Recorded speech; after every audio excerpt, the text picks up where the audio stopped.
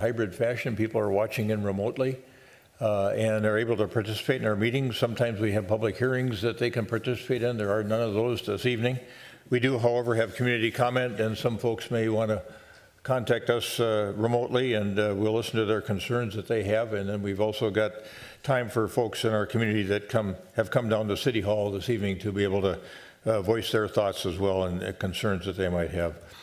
So having provided that information about how we're conducting the meetings, and I think Director Benarod indicated if you were going to speak during public comment this evening, remember that you can't speak as to anything that's on the agenda this evening or scheduled for a future public hearing. Otherwise, you'll have 3 minutes. The yellow light will go on. You'll have 30 seconds to get your comments finished up, and then we'd like to have you finish right around the 3-minute mark. We treat everybody the same that way. So having provided that information, I'm going to ask our clerk, Sharon Ellison, to call the roll. Councilmember Agnew. Here. Councilmember Jackson. Here. Councilmember Pierce. Here. Councilmember Risser. Here. Mayor Hovland. I'm here. Next is the Pledge of Allegiance. Pledge allegiance to the flag of the United States of America and to the republic for which it stands, one nation, under God, indivisible, with liberty and justice for all.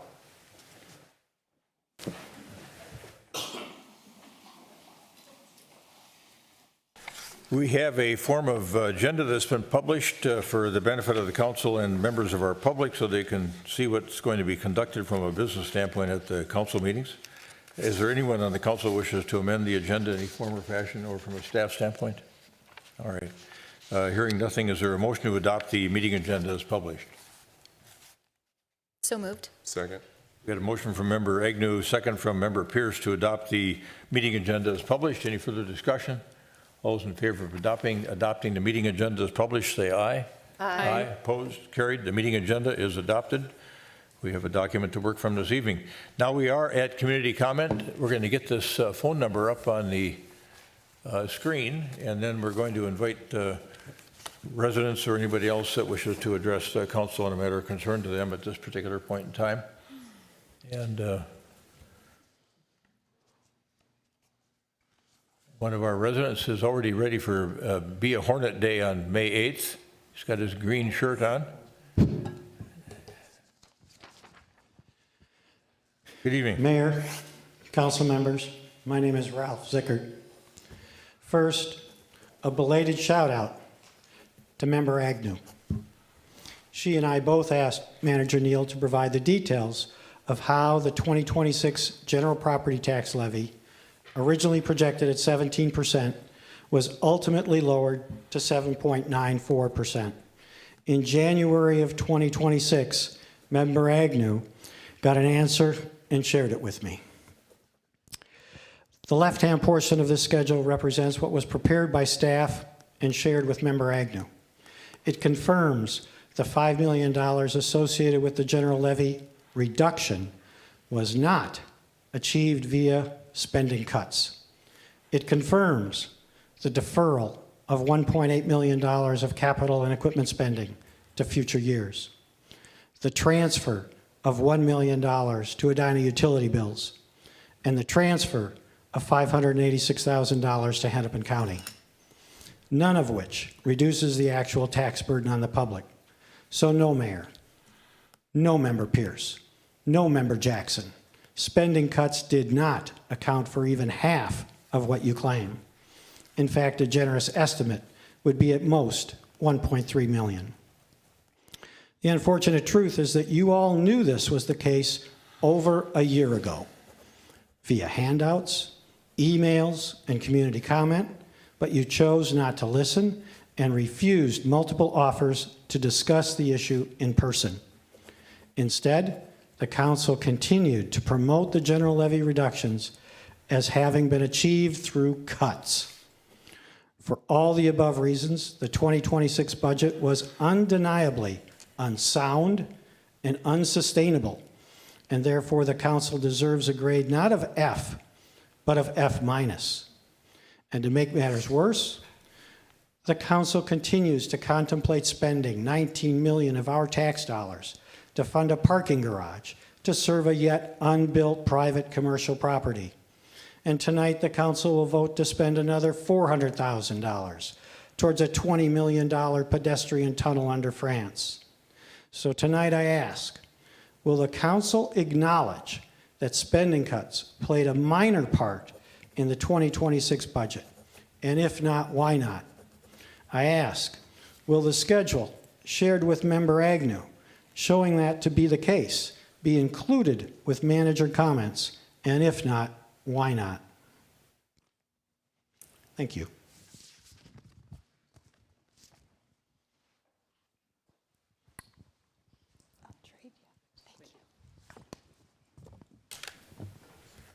Good evening. Hi, Taylor Brushwine. I live in the Chowan Park neighborhood. I'm usually here to talk about a bike project or a pedestrian project. I'm aware that you see people that get fixated on single issues, and I'm conscious of becoming the weird bike guy. So I wanted to come share my values and my motivations, so maybe you understand where I'm coming from next time I do come.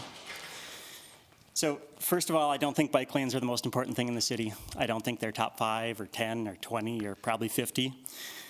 But I do think the things that are most important have been proven to be either improved or enabled by a transportation system that allows people to choose how they get place to place and to do so safely. So I wanted to talk about some of those things that I think are the most important. The first is safety, and especially kids' safety. If you ask parents what their biggest fear is for their kids' safety, a lot are either going to say get shot or get hit by a car. And those aren't unfounded fears. The top 2 causes of death for kids under 14 are guns and cars. So I really appreciate the work you did on guns last year. Unfortunately, that's not in your hands at the city level. But cars, the safety on our city streets, that's fully in our hands. And I think there's a lot to improve there. The second is affordability and equity. We all live in a really expensive city, and it's really hard for a lot of people that work in Edina to be able to live in Edina. Again, you've done great things with this, with the Hero Fund and with the ADU law. I see this as another step. If a family doesn't have to depend on a car every time they leave their house, maybe they could go from 3 cars to 2 or from 2 to 1. And on average, that's a $12,000 savings a year. That's a huge step towards affordability in our city. The third is land use. So as we develop or redevelop areas, if we don't have to plan for every single person getting there in their individual car, the parking demand goes down. And now there's a lot more space for public amenities, for green spaces, for further development for local business owners, or to increase our tax base, all really important things that are achievable. I want our new developments to look more like 50th and France and less like the parking lots around Southdale.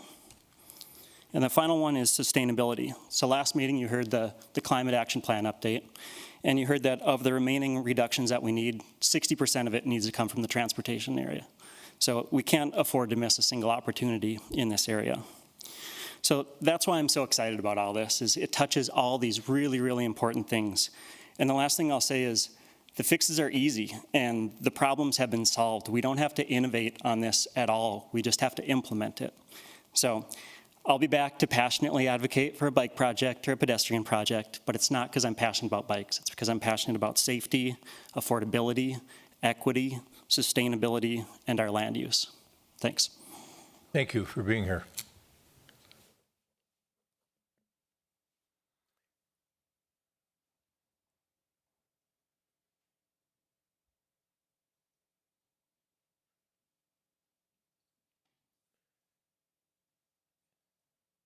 Good evening. Good evening. My name is Makabel, and I live in Edina, and we moved 3 years ago. And one of the biggest reasons we moved to Edina was so I could go to Edina High School. But we recently found out that I don't live in the district lines, so I have to go to Richfield High School. And that was like it was really hard for me to like accept it because a lot of my friends go to Edina or are going to Edina High School, and I know a lot of people that go to Edina High School. And I just feel like I'm being excluded, and it's like,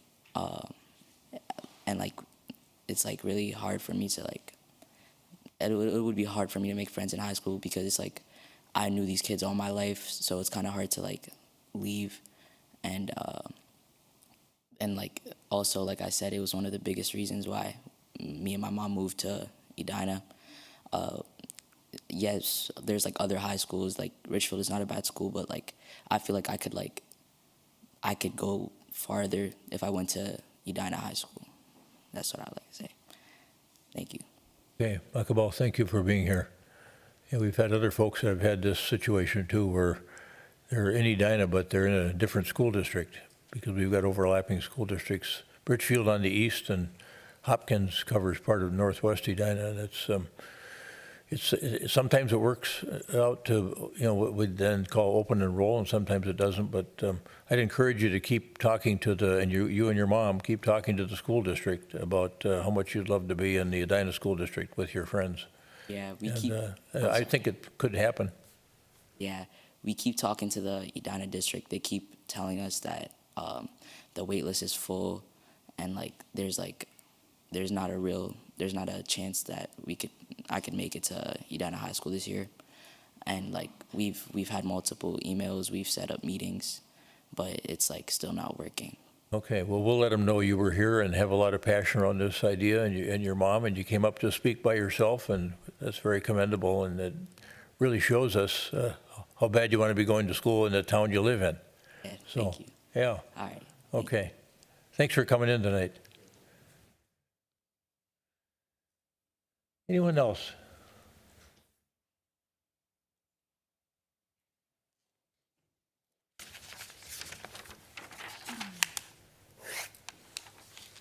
I wasn't going to speak, but I changed my mind. So sorry, Jennifer, I didn't fill out a card. She's got me. Lori Groats. I'm up here to speak about the city-owned property, the old public works site at Eden and Arcadia. I've asked the council this question twice before, haven't got the answer, so I'm back for a third time charm. The property sits in a TIF district, but the developer that the city council chose is not requesting any TIF. The approximate purchase price that the city has agreed upon is $4 million. The property was previously owned by the Edina HRA, but Councilmember Jackson, if I remember correctly, was the one that said, let's switch the ownership to the city so that the taxpayers get the benefit from the purchase price for the general fund. Thank you, Member Jackson. What I'm here now to speak about, the developer isn't requesting any TIF. However, since it sits in an existing TIF district, any incremental property taxes, which will be all property taxes since the starting tax base is zero, since the city owns the property, all of those taxes will go to the HRA. I believe there's 16 years left in that TIF district. Mayor, I see you shaking your head no. I think so. The HRA isn't a tax collecting entity. So, Yes, it is. Oh. The money will go into the HRA money, or into the pot. into the HRA pot. Yep. And so the taxpayers aren't going to get a benefit from those taxes going into the general fund. However, you do have the option of carving out that piece of property from that TIF district.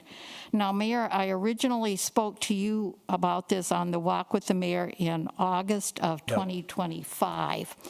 And you said, well, maybe perhaps we can carve it out. Well, I've been to the council a couple of times since, and it sounds like they're getting ready to be starting project in not too far future. Are you going to let the taxpayers get the property taxes from that property, or is it going to the HRA, to their I call it their slush fund? I mean, it's the money that they can use to play with, or like they built the bridge to nowhere with it and so forth like that. So what are you going to do with that property? Are you going to let the taxes go to the general fund? We need the money. Yeah. Edina isn't wealthy. It's a good question, and And I want the response from the council. I don't want the response from Manager Neal. well, we'll get you the response that's an Okay. accurate response, Okay. regardless of the source. So, I appreciate that, Mayor. Thank yeah, you. we'll get it, and that's a good question. Something we haven't taken up yet. So, Manager Neal may have a few thoughts on it. Yes, ma'am, come on up.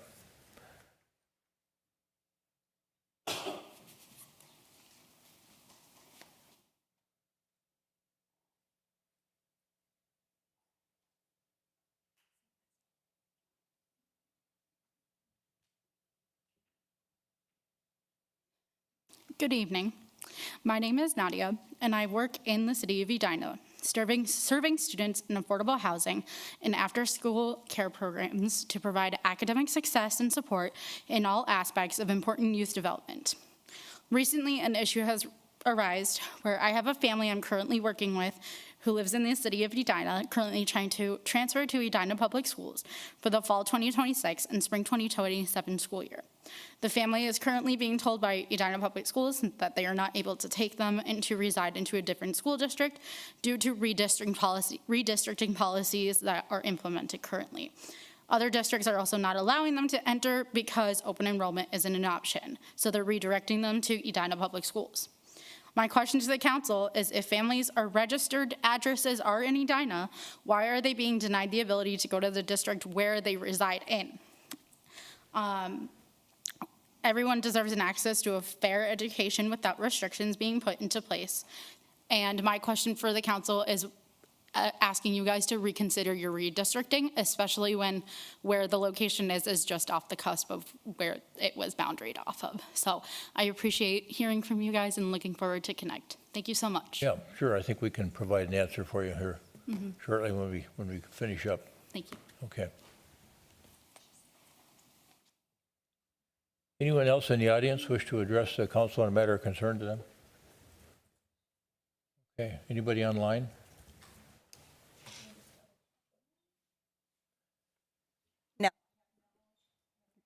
No commenters online. Okay. Our practice is that with public comment that's been made at the prior meeting, our city manager addresses those issues by Friday of that week, and that's done online. And then we also have him follow up with comments at the subsequent city council meeting. So Manager Neal, I think there were a few comments that required responses at the last city council meeting, and I think one or two from Mr. Zickert, I believe. 3 from Mr. Zickert, actually, all pertaining to me. So we had 5 questions at our last council meeting that we'll answer tonight that we've already previously answered. First question was, who other than Councilmember Pierce was aware that the city manager had established a consulting practice with his son? I informed the council of this in December of 2024 during my annual review. Next question was, what reporting did the city manager share in real time with the entire city council with respect to dates and hours worked as a consultant? When I am doing something outside of work as in a consulting practice, I do that during personal leave, vacation leave. The employer, or the city in this case, does not require a description of what I'm doing on my vacation leave. We don't do that to any employee here. So that's the answer to that. Number 3 was, what resources, including staff time and documents, were used by the city manager to further a website and consulting practice? The answer is none, 0. The 4th question was, will the city reconsider part of its plans for restoration of Lake Cornelia buffer? City staff had initiated a tree replacement program after removing diseased ash trees throughout Edina. These plantings are occurring on city property throughout the city. The initial white flags that were placed around the Lake Cornelia buffer were placeholders only. Those locations did not accurately reflect where all new tree locations would be. City staff will further develop a tree planting plan that aligns with the approved restoration buffer plan for the enhanced woodland type adjacent to Lake Cornelia, and staff will review that in the future. Final question was, will you consider installing a crosswalk on Interlochen Boulevard at Coopers Avenue? And the answer is yes, we will consider that. A traffic safety request was submitted and is under review by the Traffic Safety Committee. After review by the committee, it will go to the Edina Transportation Commission and eventually the City Council for approval using our standard process. And that's all we had. Thank you. Okay, I think Councilmember Jackson had a follow-on to one of your comments. Yes, thank you, Mr. Mayor. So The question has been raised by a couple different people regarding Manager Neal's consulting business. This is a peer-to-peer counseling business that he does in his own private time. He's not using city time, he's not using city resources, and there's no conflict of interest. And I wanted to talk about this because I thought about my own professional responsibility. I'm a licensed attorney. For an attorney in Minnesota to keep their license, they have to take hours of continuing legal education on ethics based on the Code of Professional Responsibility. This includes conflict of interest. The rules on conflict of interest are detailed and time-tested. A more newly added requirement for attorney licensure is mental health awareness training. The mental health requirement was added because lawyers succumbing to stress reach a point where they are no longer able to ethically serve their clients. The Bar Association has created an entity called Lawyers Helping Lawyers to address the pervasive stress among lawyers. My point, this is peer-to-peer counseling. Lawyers Helping Lawyers does not violate the powerful and detailed rules against conflict of interest, and it meets legal requirements. City managers also face stress in their profession. Mr. Neal is to be commended for offering peer-to-peer consultations to strengthen his profession. This is a much-needed 21st century tool to help professionals better serve their clients and constituencies. Yeah, thanks, Member Jackson. Manager Neal, I'm going through some of these comments that were made this evening. I'm thinking about the comment that Mr. Zickert made about gives us an F- on the budget work. Just a reminder for folks that our city has a double AAA bond rating, one of probably 3 dozen cities in the United States our size that has that highest bond rating you can achieve. So I've got some confidence in our budgeting work based on the economic strength of our city as viewed by the rating agencies. Just wanted to get a verification from you that nothing's happened with respect to that rating. No, nothing has happened with our bond rating. It's AAA in both Standard & Poor's and Moody's, and these are experts who pay attention to municipal budgets all over the country. With respect to both the concerns that Mekabal Ayeli had and I think Nadia probably concerned about the same issue with the school district boundaries. We went through an effort like this a few years ago at the state legislature. Not all cities have their school districts entirely contiguous with their towns because these school district boundaries were drawn in some cases over 100 years ago when there was just farmland in place. So we've got a little sliver of Edina that is in the Richfield School District, and there's a piece of Northwest Edina that's in the Hopkins District. We tried a couple of years ago to get those boundaries squared away, and we went to the state legislature, and I think is it called disengagement? Unite 270. Yeah, I don't recall. Yeah, I no, can't it remember was the term. Yeah. Anyway, the school district that the kids are in, even though they're in a different town, so Richfield or Hopkins, for example, would have to agree to release that part of your town out of their school district to go into the district in which the people are living, which would be in Edina in this case. So, but Hopkins refused to let us go, or let that part of Edina go into the Edina School District. So we have kids that are open and enrolling from Northwest Edina. We got kids that are open and enrolling from East Edina that are maybe in the Richfield School District. And I think it's just a matter that people have to hang in there and keep trying to go to a great school. And those other school districts are good too. But of course, we have a particular high level of pride in the Edina School District. But that's the situation. Manager Neal, you may have any add-on on that? 20% of our community is in the Richfield School District, 10% of the community is in the Hopkins School District, and the remaining 70% is in the Edina School District. And the city council doesn't have any role in setting those boundaries. Those boundaries are determined by the schools themselves and also the Minnesota Department of Education. And it's a very complicated process to change a line. We have a couple buildings. We have a couple apartment buildings in town where the east end of the building is in the Richfield district and the west end is in the Edina district. And so it depends on what end of that building you live in, depends on which will dictate which school district you go to. But that's what we have here. So same advice, I think, is just to keep asking the school district about admission. And we'll mention that you were here. We were just with them yesterday. It's part of that three-legged stool that makes Edina function so well, the business community, the school district, and the city itself working together to make our town a really great place to live and do business in. And then the question that Lori Groats raised, which is a good one, we've been talking about, or have we actually transferred the property ownership from the HRA to the city? We have, right? No, not yet. Not yet?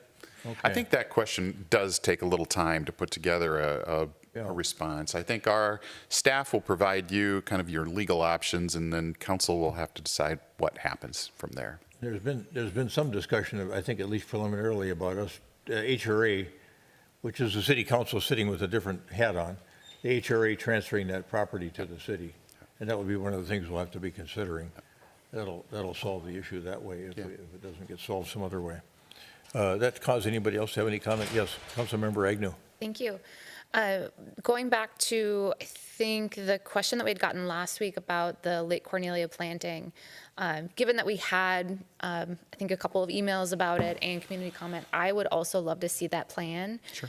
So once that is refined, I would love it if it could be brought back to council, please. We can do that. Thank you. And if they're going to plant 40 trees over there instead of 90, Councilmember Jackson and I were with some neighbors over in Londonderry Townhomes that they've got a good spot for more trees over there in case we need a place to plant trees. They'd like some more trees along is it along Londonderry Road there? Is it? Yes. Yes, I think that's London. No, it's Lincoln. It's Lincoln? Yeah. Okay. All right. Okay. Yes, so excuse me, Councilmember Risser. And this is a little random, but part of the Braemar is in the Eden Prairie School District. Right. And then we also have a tiny bit in Bloomington. So we're really carved up. There are 4 homes in the Morningside district that are in the St. Louis Park district. And as Councilmember Risser noted, a big chunk of Braemar, our golf course and Braemar Ice Arena is actually in the Eden Prairie School District. All right. We've had community comment. Next is the consent agenda. Is there anyone in the council wishes to remove an item from the consent agenda? All right, hearing nothing, is there a motion to adopt the items on the consent agenda in a single motion? So moved. Second. Councilmember Jackson moves, Councilmember Pierce seconds the motion to adopt all of the items on the consent agenda in a single motion. Any further discussion? All those in favor of adoption of the items on the consent agenda in a single motion, say aye. Aye. Aye. Opposed? Carried. Those items are adopted. And there are several items on that portion of the agenda that are adopted with that single motion. And next, we've got some introductions to take care of here. I'm going to go back to Manager Neal in a moment when he's done talking to Director Benarott, but we've got a new Human Resources Director that he wants to introduce. And we met her briefly yesterday at State of the City. And it was nice to get a sneak preview of our new Human Resources Director and Manager Neal. Thank you, Your Honor. I want to introduce Jessica Nikkonen. Jessica is our new Human Resources Director. She started 2 weeks ago? Yeah. 3 weeks ago. 3 weeks ago. She started with us 3 weeks ago, but we have some previous experience with her too that I think she'll tell you about here as she introduces herself. So, Jessica. Thanks, Scott. Good evening, Mayor and City Council. It's a pleasure to be here with you tonight. My name is Jessica Nikkonen, and I am honored to serve as the city's new Human Resource Director. A little bit about me. I am born and raised in Minnesota. I grew up in Glencoe and then attended St. Olaf College, where I got my degree in economics. I'm a data nerd. And I have my master's in public administration from Hamlin. The first 14 years of my career were in the public sector, and included roles in administration, public works, and ultimately finding my passion in human resources. These 14 years were spent at a few cities around the metro area, including being the HR generalist for the city of Edina back in 2012 to 2015. I then made a transition, left-hand turn, into the private sector, where I spent almost 10 years as an insurance broker consultant helping other Minnesota cities and counties design their benefits packages. I've always had a passion for local government, and I'm really excited to be back in the public sector. It's meaningful work powered by the people who show up every day committed to making a difference. I have a great HR team here, and we're dedicated to recruiting, supporting, developing, and empowering our employees so they can do their best work. Most of the work the HR team does is largely behind the scenes, but it's important because it translates directly into excellent service for our residents and business owners. A little bit about me personally. I'm a mom of 2 wonderful boys in 8th and 10th grade. They keep me busy in sports throughout the year, so I'm a reluctant sporting parent. At this time of year, you'll likely catch me at a baseball field or 2 most nights of the week. I'm fortunate they both enjoy learning and are great students. I love to read and travel, which is good since my partner is a commercial pilot. He has 1 son, and they live just over the Edina border in Minneapolis, so you'll often see us enjoying the wonderful parks and amenities in Edina. I live in Jordan, but hope to move to Edina after my boys graduate high school. I'm very appreciative to be back in the city. I look forward to partnering with city leadership and staff to continue building an organization we're all proud to be a part of. Yeah, thanks, Director Nicken. It's really nice to have you here. Thank you. And thanks for coming back. Thanks for being interested in coming back. We must have made a good impression last time you were here. It was a very good experience. I'm very lucky to be back. And we're fortunate to have you here. Thank you. Thanks. All right, we've got in this portion of the agenda, we've got a couple of proclamations, and then we're going to get a update on the I-494 corridor activities. Our own James Pierce is a member of that corridor commission, and we've got the people who run the corridor commission and the TMO operations, the Transportation Management Organization operations, with us this evening. Are going to report on that in a few minutes. But first, we're going to talk about Building Safety Month as May 2026, and the proclamation reads as follows. Whereas our city of Edina is committed to recognizing that our growth and strength depends on the safety and essential role of our homes, buildings, and infrastructure play both in everyday life and in the time of natural disaster. And whereas our confidence in the structural integrity of these buildings that make up our community is achieved through the devotion of vigilant guardians, such as building safety and fire prevention officials and others in the construction industry who work year-round to ensure the safe construction of buildings. And whereas these guardians are dedicated members of the International Code Council, who are experts in the built environment to create and implement the highest quality codes to protect us in the buildings where we live, learn, work, play. And whereas these modern building codes and standards include safeguards to protect the public from natural disasters, such as hurricanes, snowstorms, tornadoes, wild land fires, floods, and earthquakes. And whereas Building Safety Month is sponsored by the ICC to remind the public about the critical role of our community's largely unknown protectors of public safety, our local code officials, who assure us of safe, sustainable, and affordable buildings that are essential to our prosperity. And whereas Built to Last, the theme for Building Safety Month 2026, encourages us all to raise awareness about building safety on a personal, local, and global scale. And whereas each year, in observance of Building Safety Month, people all over the world are asked to consider the commitment to improve building safety and to acknowledge the essential service provided to all of us by local, state, tribal, territorial, and federal building safety and fire prevention departments in protecting lives and property. Now, therefore, the City Council of the City of Edina does hereby proclaim the month of May 2026 as Building Safety Month in the City of Edina. Accordingly, I encourage our citizens to join with their communities in participating in Building Safety Month. Is there a motion to approve the proclamation as read? So moved. Second. Member Jackson moves. Member Pierce seconds the adoption of the proclamation on Building Safety Month as read. Any further discussion? All those in favor of adoption of the proclamation on Building Safety Month designating May 2026 as Building Safety Month in the City of Edina say aye. Aye. Aye. Opposed? Carried. The proclamation is adopted, and we've got Rick Chase with us, our assistant building official, here this evening, and we're going to go take a photo with him after a couple of remarks, and we'll bring the proclamation down to him when we go to take that photograph. Mr. Chase, welcome. Thank you. Very excited about building safety. So thank you for your support. Good evening, Honorable Mayor and Council. I am the Assistant Building Official, and like I said, I would like to thank you for your support for Building Safety Month. The Building Department includes 14 employees. Annually, we make over 18,000 inspections, and we do those inspections in accordance with the State Building Code for life safety, health, and public welfare. The department is also a member of the International Code Council.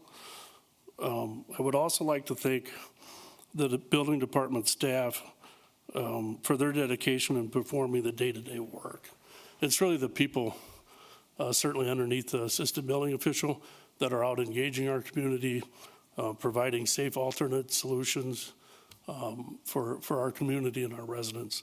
So hats off to them. I would also like to personally thank the fire department, fire prevention, and our fire inspection team. Very important to our day-to-day work. Again, thank you, City Council, for your support. It is appreciated. All right, thanks, Mr. Chase. So we're going to walk down with you and get a photo taken. Council members, let's go.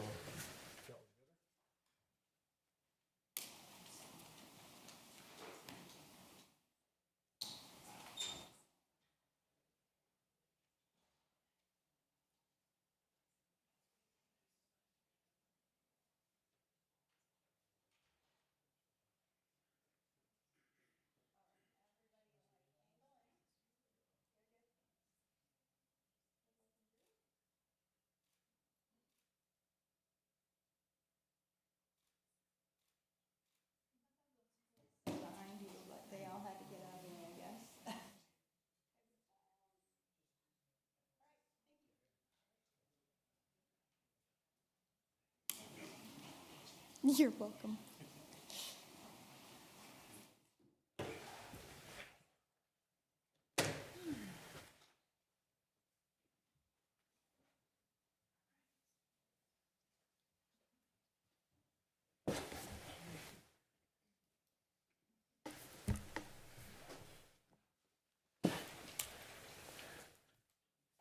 Whoops, I gave him the wrong. Can you get it? Yeah. Oh, I should trade him now. Your husband, Yeah, there. excuse me.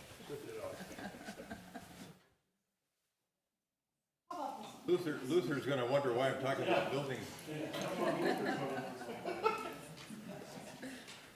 Building inspection again if he comes up to it. Thank you.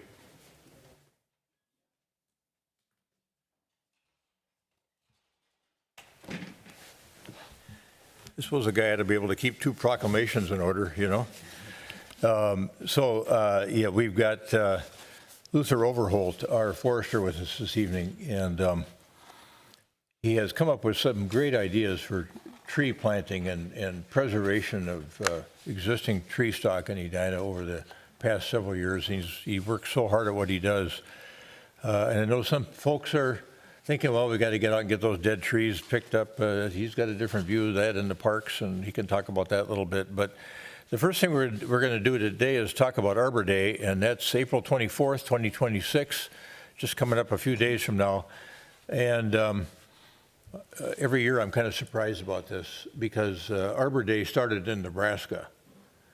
So I'm still waiting to see a lot of trees in Nebraska. But I think in northeast Nebraska there are quite a few.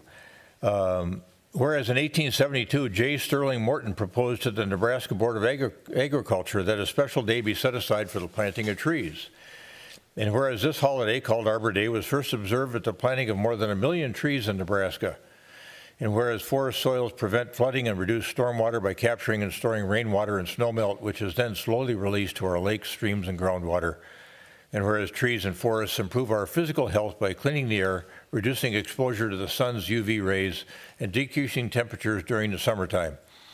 And whereas one tree provides $62,000 worth of pollution control over a period of 50 years. And whereas trees can reduce the erosion of our precious topsoil by wind and water, cut heating and cooling costs, moderate the temperature, clean the air, produce life-giving oxygen, and provide habitat for wildlife. And whereas forests create high-quality drinking water by acting as a natural filter. And whereas Edina is proud of the beautiful shade trees which grace our homes and our public places. Now therefore be it resolved that the City Council of the City of Edina, Minnesota does hereby proclaim April 24th, 2026 as Arbor Day in the City of Edina, Minnesota, and calls upon the spirited and foresighted citizens of Edina to plant trees now for our pleasure and that of future generations. Is there a motion to adopt a proclamation on Arbor Day? So moved. Second. All right. We got a motion and a second to adopt the proclamation on Arbor Day as read. Any further discussion? All those in favor of adoption of the proclamation say aye. Aye. Aye. Opposed? Carried. Luther, welcome. Hey, good to see you. It's getting into a heavy part of the year for you, I'm sure. Yes, And, definitely. Mayor, Council, thank you for your continued support of trees here in Edina. Like the mayor said, this Friday is Arbor Day. So first off, I'd like to invite all of you to Creek Valley School Park. We will be planting 70 new trees there from 10 to 2 p.m. or until all the trees are planted. I imagine they'll be getting planted quite quickly. I've been working with Dr. Amy next door at the school, so all 26 classes will be attending. All 593 students will be coming and planting a tree on Friday, and so it should be a lot of fun. We'll kind of go through quick 10-minute groups with all the classes. I have one tree reserved for each class, and then we'll teach all the students how to plant a tree correctly, and then name it, and that will be their tree. Otherwise, too, we'll have another 50 or so trees to be planted by everyone else that comes out and joins.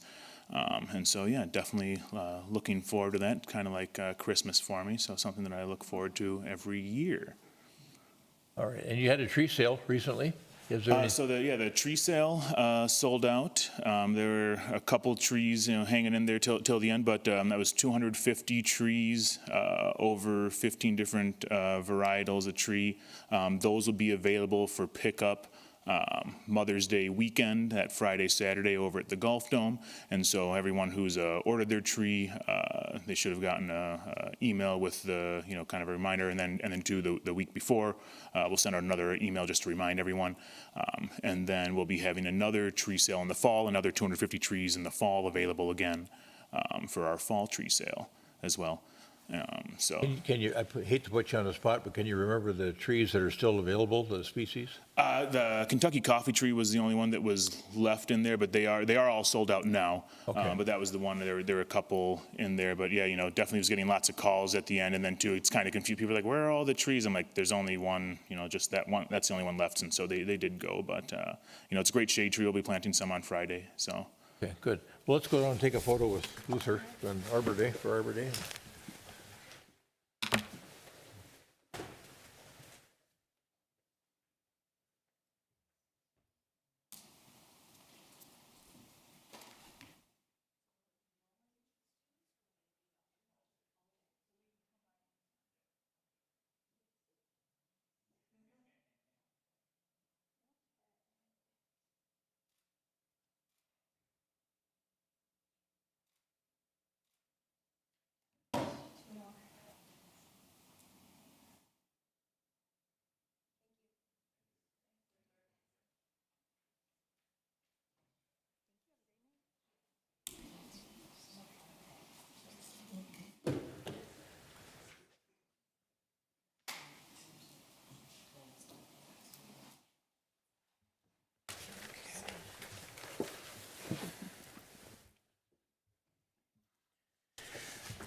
Now, Manager Neal, I'm going to turn to you. We're going to have a 494 quarter commission update, and Member Pierce may have some comments as well, but let you introduce our guests here this evening. Thank you, Your Honor. The City of Edina is part of the I-494 Corridor Commission. Periodically, we have folks from the commission come in and give us a report about what's happening here. Melissa Madison is prepared to do that for the council tonight. And Councilmember Pierce is on the board representing Edina for us as well. Good. Ms. Madison, welcome.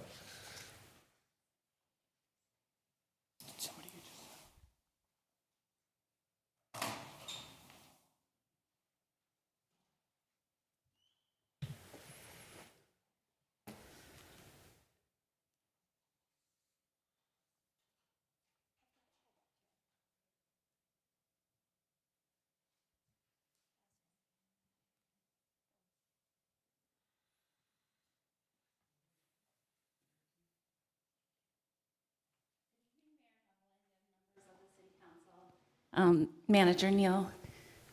Melissa Madison from the 494 Corridor Commission. Thank you for allowing us to come in and give a presentation to you on the return on investment in your dollars into the Corridor Commission. I'd also like to introduce Kate Meredith and Michelle Leonard, who are here as our outreach team. So the Corridor Commission actually started in 1986 to address concerns about increasing traffic congestion along the corridor, and our member cities include Edina, Richfield, Bloomington, Eden Prairie, and Minnetonka. Each city pays 60 cents per resident to the Corridor Commission annually, and Edina's membership dues are just under $33,000, and that represents 4% of our overall budget. So we're able to provide you a good return on your investment. The federal dollars that we're able to tap into would not be possible without our local cities' contributions. The Corridor Commission takes both a supply side and a demand side approach to slowing traffic congestion. And reduced trips are not as visible as a new road. We like to point that out. 95% of the Corridor Commission's budget is spent on demand management, and 5% is spent on supply side projects. In 2001, the Corridor Commission hired staff to work with employers to reach employees with resources to shift drive-alone commuters into a sustainable mode. And Edina receives commuter services as part of your membership in the Corridor Commission. There are over 340,000 jobs in our 5 cities along 494, which is actually more than both of the 2 downtowns combined. And most of the major interstates have a corridor coalition to look out for the interests of the communities along it. In fact, people from 85 out of 87 counties in Minnesota use this section of 494 on a daily basis. Commuter Services was created to influence employers and commuters towards sustainable commute options to slow the growth of traffic congestion and reduce demand for roads. We hold over 100 on-site commuter fairs annually. And we have several strategies and resources for employers that include displays, preferential carpool parking, on-site commuter fairs, lunch and learns about various topics, including how to bike in traffic, and 494 construction project updates. And we do customized communications for any employer for their newsletters and intranet. We have a deep set of resources for telework and hybrid, and we push out road construction updates. In fact, Commuter Services created the Twin Cities Telework brand actually before COVID hit, and we've been able to help 504 employers with telework and hybrid resources since COVID took effect.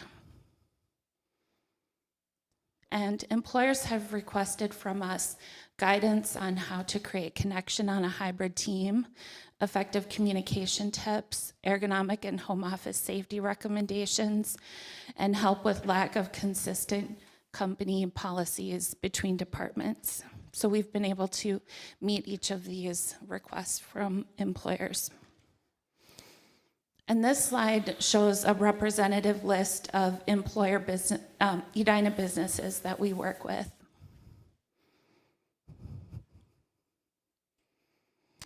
And we have a quote from Joanne Mallon from Centennial Lakes Office Park. She says, "Commuter Services is a wonderful resource for our tenants. They make daily travel easier and more affordable while supporting a more sustainable community. Their guidance, tools, and programs help commuters find smart, stress-reducing commute options." We have another quote from an Edina business from Mary Youngren from Advent Talent Group. She says, "Commuter Services has been a go-to resource we share with employees, whether they're mapping a transit route, exploring carpool options, or taking advantage of the Guaranteed Ride Home program. The tools at commuter.org make commuting easier and less stressful." For commuters, we provide individualized assistance to help them find someone to carpool with or van pool with. We do customized transit information and itineraries for people from where they live to where they're going, and provide 2 free transit passes so they can give it a try.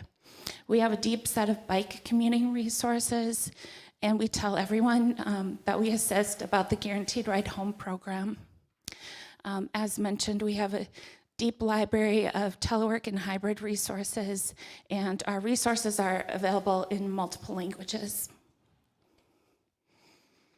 In the last couple years, 884 Edina residents and commuters have requested sustainable commuting resources from us.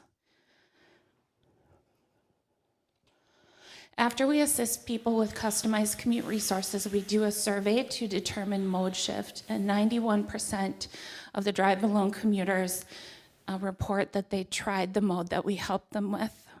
And in fact, we also ask, how frequently do you use your new mode now? And you can see 37% indicate once per week, all the way down to an impressive 19%, which is 1 in 5 people, have converted from driving alone into an alternative, sustainable mode. We have a quote from Michelle O'Kelly, who works in Edina. She says, "I have personally used commuter services to evaluate and plan viable transportation options, including public transit, biking, and carpooling. The assistance I received was individualized, practical, and not one size fits all."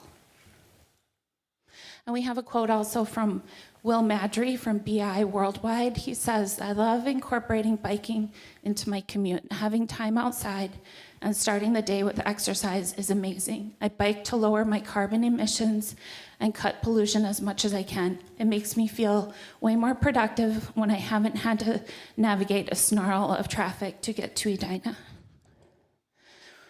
And here's a list of community events that we have and are participating in Edina, including this weekend at the Edina Earth Day event.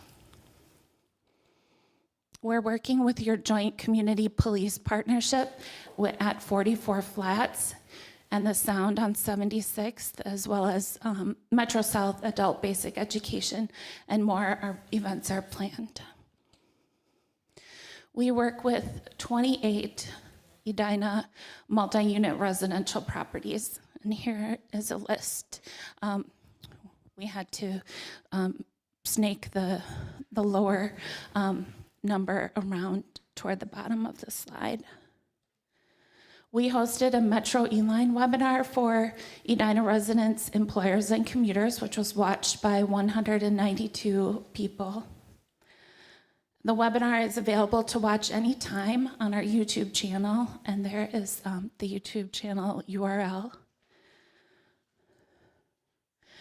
And in conclusion, in an annual year, we are able to convert approximately 5,700 drive-alone commuters who switch to use a sustainable commute mode 3 or more days per week after receiving customized assistance from us, which results in an estimated 56 million vehicle miles avoided annually as a direct result of commuter services outreach.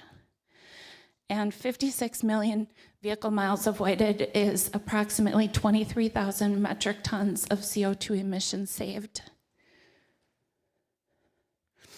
And it would take over 1 million mature trees to reduce the same amount of CO2 emissions. And we are helping the city of Edina reach your climate action goals. And so that is my presentation, and I'll stand for questions. Yeah, thank you. That was a nice presentation. I'm going to turn now to Member Pierce to see if he has any comment. Thanks, Mr. Mayor. So my favorite slide is the CO2 slide. When you think about the number of trees that would be required to remove the same amount of emissions like that. The first time I saw that, it was just mind-boggling to think about it. But thank you for being here to walk through this. I do believe the commission is doing the hard work when we talk about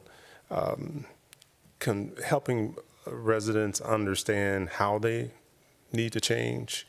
There's a lot of awareness that goes into it. Just trying to help people think differently about how they commute. And so it's hard work to do that, but it's definitely necessary. I've talked a lot about the change model, and this is definitely one that's right in the middle of helping people understand the dissatisfaction. There's a vision there, and then the first steps of how to make change. And so I appreciate the work that is being done there, and thank you for being here tonight. Thank you so much. For that. Questions or comments from colleagues? Councilmember Risser. I appreciate your work, and I do want to give a shout out to the new E-line, and I really like knowing that I can just go down 62nd, hop on a bus, and go up to 50th in France, which is so nice, really very helpful. So go Metro Transit. How do you see the Corridor Commission and the work you're doing with commuter services interacting with the completion of the work along 494?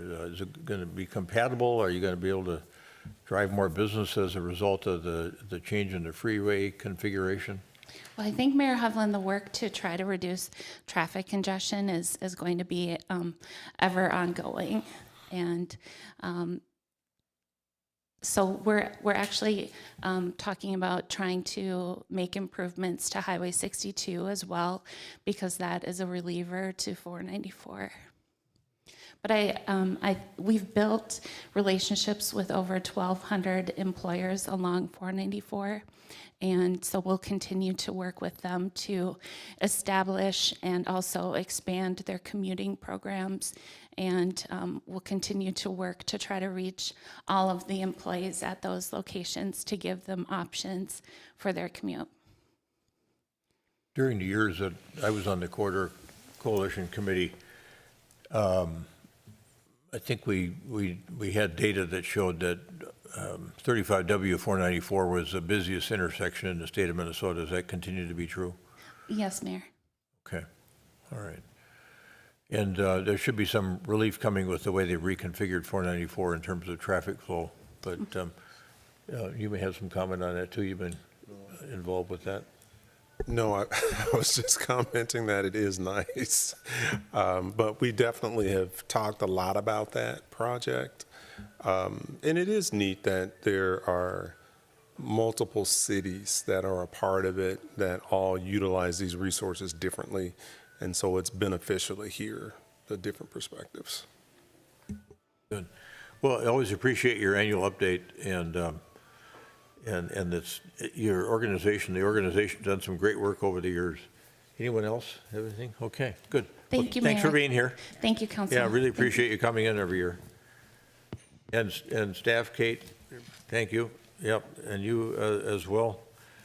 Michelle, thanks too. And we'll see you down the road somewhere, I'm sure, at some event. You talked about the clothing swap, and I think we just saw some information from Twyla Singh on that from our city coordinator. And I think it was over 5,000 pounds of clothes that got exchanged. I mean, 96% of them, I think I saw, were swapped, you know, out of that 5,000 pounds of clothing. So it was good. You have any? No, okay. I thought maybe you had the real key data. Oh, no, because I know that she had a whole array of data that was interesting to read. Those are two things that just kind of stuck in my head. All right, we're going to move on now to reports and recommendations portion of the agenda. And the first thing in that portion of the agenda tonight is a resolution 2026-20 accepting donations on behalf of the city of Edina. Is there a motion to adopt resolution 2026-20? So moved. Second. Member Agnew moves, Member Pierce seconds the adoption of resolution 2026-20, which would accept donations on behalf of the city of Edina. Any further discussion? All those in favor of adoption of resolution 2026-20, accepting donations on behalf of the city of Edina, say aye. Aye. Aye. Opposed? Carried. The the resolution is adopted, and the names of the donors will be posted on the website. The Edina Senior Center got a beautiful gift from the Friends of the Edina Library, $5,000 for general use. And Edina Park and Rec got a nice bench donation and a couple of other tree donations, and the Edina PD for their Cops on the Court activities got several donations there, and those, as I say, will all be posted up. Thank you to those organizations this time, primarily organizations that were the donors to these different departments in the city of Edina. Next, we're going to talk about the bids that came in on the Roslyn Park pedestrian bridge, and we've all been aware of the fact that that's been a bridge used by pedestrians for a long, long time over the crosstown just west of the hospital. And it's been hit a couple times in the last few years. It needs to get taller. It needs to be ADA compliant, and we've been working with MnDOT to create a design for that. And it's got several different variations on theme, and our engineering director, Chad Miller, is going to talk about the outcome of those that bidding process this evening. Thanks, Mayor. Yeah, we're going to talk about the Roslyn Park pedestrian bridge, the bid results. We're here at the April 21st, 2026 City Council meeting. I'm Chad Milner, Public Works Director, City Engineer. So the project team, the engagement that we did, and the approvals thus far. So we have Bolton and Mink, Snow Krylik Architects, and Anderson Bridges as part of our team.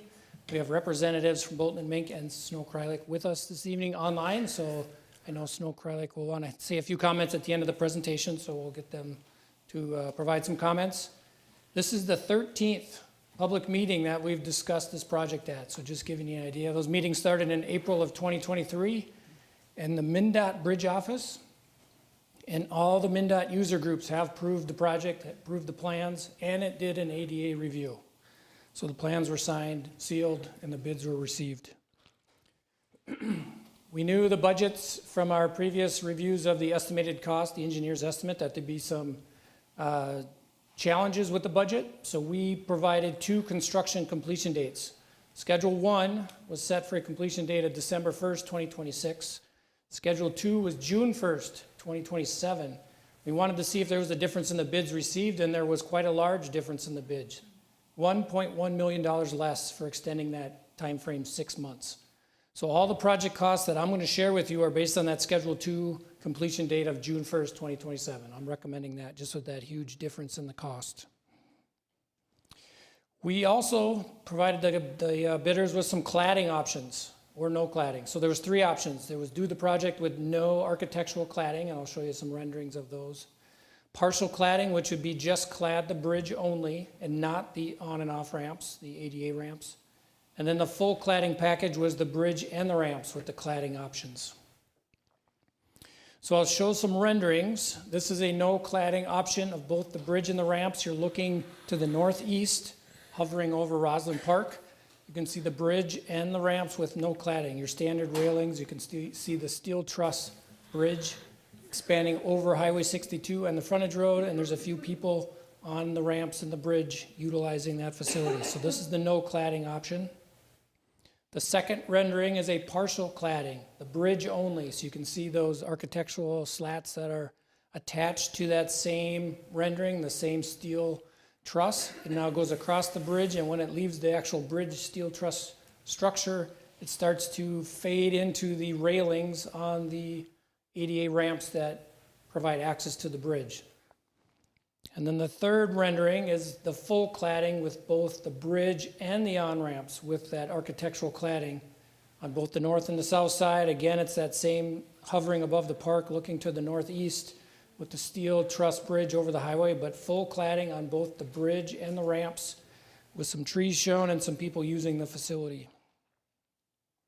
And I'll give you 3 more renderings from a different vantage point. So this again is the no cladding option. You're standing on that south ADA ramp near the bridge interface of that ramp. You can see 2 people standing on that overlooking Roslyn Park. So here you can see the more of a standard railing and then that standard steel truss bridge in the background going over the highway and the frontage road. And then notice in the very back is the 20-foot tall noise wall. So recall that MnDOT asked the residents in that area to vote on it. They did want it, and they are under design, and they plan to install that in 2028. So that 20-foot noise wall will be installed along that corridor. We're working with their design team to make sure our project fits with theirs.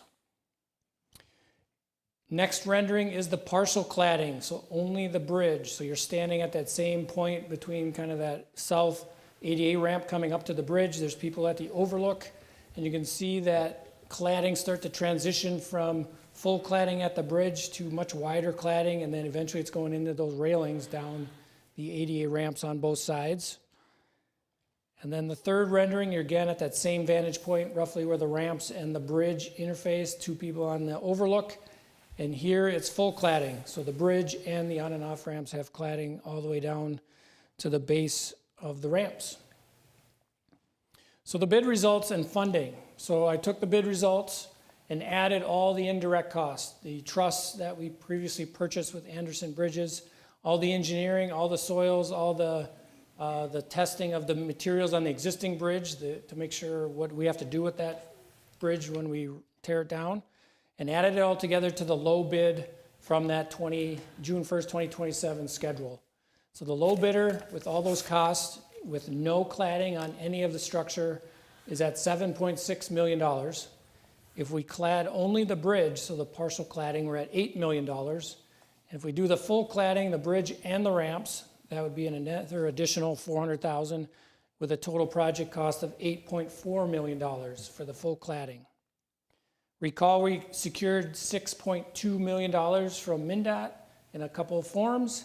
So there's a funding gap of $1.4 million with no cladding up to $2.2 million full cladding. So that funding gap is what I think is probably going to be our main discussion this evening. So funding impacts. I'm recommending no cladding in that we delay a variety of projects. I don't think I could come to you as kind of the infrastructure person and say, let's do more when I know we got a lot of infrastructure that needs maintenance. So I'm recommending no cladding with that June 1st, 2027 date. In order to make up that $1.4 million funding gap, we would have to delay the Olinger sidewalk project. We would dedicate $300,000 from the Parkwood Knolls or the Prospect Knolls neighborhood project when the sidewalks were not approved at the public hearing. And we'd also have to delay some miscellaneous municipal state aid maintenance projects. There's a few retaining walls, some fences, some of that kind of miscellaneous stuff that we would have to delay. If the council wants to go up either the partial or the full cladding, I'm stating it's very impactful to the infrastructure due for maintenance. We would have to delay the Wooddale Avenue Bridge replacement by a year from 2029 to 2030. We have two bridge projects that need beam painting. We'd have to delay that from 2030 to 2031. Hillary Lane on the golf course has been in this discussion. When's that going to be reconstructed? That would have to be delayed a year from 2032 to 2033. Basically, anything that uses municipal state aid funds would be delayed into the future if we went with the full cladding option. So we're not asking for a contract award this evening. We're just asking to better understand what the council wants to move forward with tonight. We would bring that contract back when MnDOT completes their bid review and signs a cooperative agreement that lays out how we're going to receive money from them from that allocations that we have. So I know Brad Smith is online from Snow Krylik Architects, and he wanted to just say a few words on the design itself because they've spent a lot of time doing the cladding and stuff like that. So if Brad's there. Thank you, Chad. Can you hear me? We can. Thanks, Brad. Great. Yeah, appreciate it. Hello, Council. My name's Brad Smith. I'm an architect with Snow Krylik, and I've been involved with the design of the pedestrian bridge since the 2024 design competition. We appreciate the opportunity of working with the City of Edina, Chad's team, as well as Bolton and Mink on this project. From the beginning, the city's goal was clear. The bridge should not just function, it should represent Edina. A bridge is infrastructure, but it's also an opportunity to create a lasting landmark for the community. That idea guided our design decisions. The form, the profile, and the cladding all work together to give the bridge its identity. In a previous council meeting, it was noted that the bridge, with its cladding, reaches public sculpture. We believe that quality is essential to what this design to what makes this design both meaningful and purposeful. Without that cohesion, the bridge risks losing what prompted the competition in the first place, becoming a community landmark beyond something purely utilitarian. At the same time, we recognize the city's budget responsibilities. That's why we studied the partial cladding option. It preserves the competition design intent while reducing over 1,000 feet of cladding on approach ramps and revisiting the slat material from wood to painted steel, a more durable, low maintenance, and cost-effective material. The partial cladding option delivers a memorable, safe, and elevated experience for people walking, biking, or driving through Edina. This bridge is a long-term investment in how the city is experienced by residents and visitors. We believe the partial cladding option strikes the right balance, helping with budget concerns while maintaining the community's original vision for the bridge. Thank you. Thank you, Brad. And our team will stand for any questions the council has. Yeah, first question I think is how much time do we have before we have to make a decision on which option we want to take? Sorry, Mayor. My hope is that I can bring a contract back May 5th. May 5th. May 5th, the next council meeting. That all hinges on MnDOT reviewing this cooperative agreement. We've already provided some comments. I'm meeting with them tomorrow or the next day, and if we can get that turned around. So I want to hit a May meeting because Lunda's a low bid and they want to get started. We got to get a schedule from them. So. Yeah, all that makes sense, and we like the idea of the schedule, I think. But I think it's been a few years since we got this $6.2 million award from MnDOT. I'd like to go back to them. That's why I asked the question, how much time do we have to go back? I'd like to go over to the commissioner and ask her if we can't get at least a inflationary increase on the award from them. I know you may be getting a different opinion from people that you're talking to over there, but I'd like to at least go all the way up the food chain to see what we could do there. That's one option. I don't know if you have a comment on that. I do. We've already done that. So our original allocation was a $3 million earmark. That was set by the state legislature a couple years ago. MnDOT came to the table with a $3 million allocation. We went to them and we took inflationary pressures, used inflationary numbers, and they gave us another $200,000. And that's what this agreement is I'm working on. So they've already upped the budget $200,000 based on inflationary pressures. Okay. So I don't know if there's any other flexibility, but I know from my level and the people I would talk to, I don't think I would be able to secure any additional funding. Yeah, well, I think the dilemma we're in is, this is my observation anyway, that when you first came with drawings, it was function only back in 2023, 2024. And then we thought, well, let's couple form with function. We had this design contest that Brad referred to in 2024. We had actually an architectural firm from the Netherlands that bid on it, and we picked Snow Kralich. And I think all of us have been keen about this idea of form and function occupying the space on a bridge we're going to have for 80 years. And so to me, it's a matter of trying to figure out how we're going to at least do the partial cladding, which is what the architect thinks we could get away with. So today I asked Manager Neal and Mr. Neuendorf to look at those funds that were in the Centennial Lakes TIF account. And at least there's some possibility, it seems to me, that we could use some of those funds to do the partial cladding at the $400,000 level now, how we can bridge the gap on the rest of it. We have to think about that just on the basic cost of the bridge, but at least those are my preliminary thoughts. Well, I can answer the first. I've already came up with a plan to cover the $1.4 million gap for the base. We've got to do the project. That's got to happen. Between PACs and state aid, we just have to do it. Mr. Neuendorf did look at the TIF balance in Centennial Lakes TIF, and if we need to, he can come up.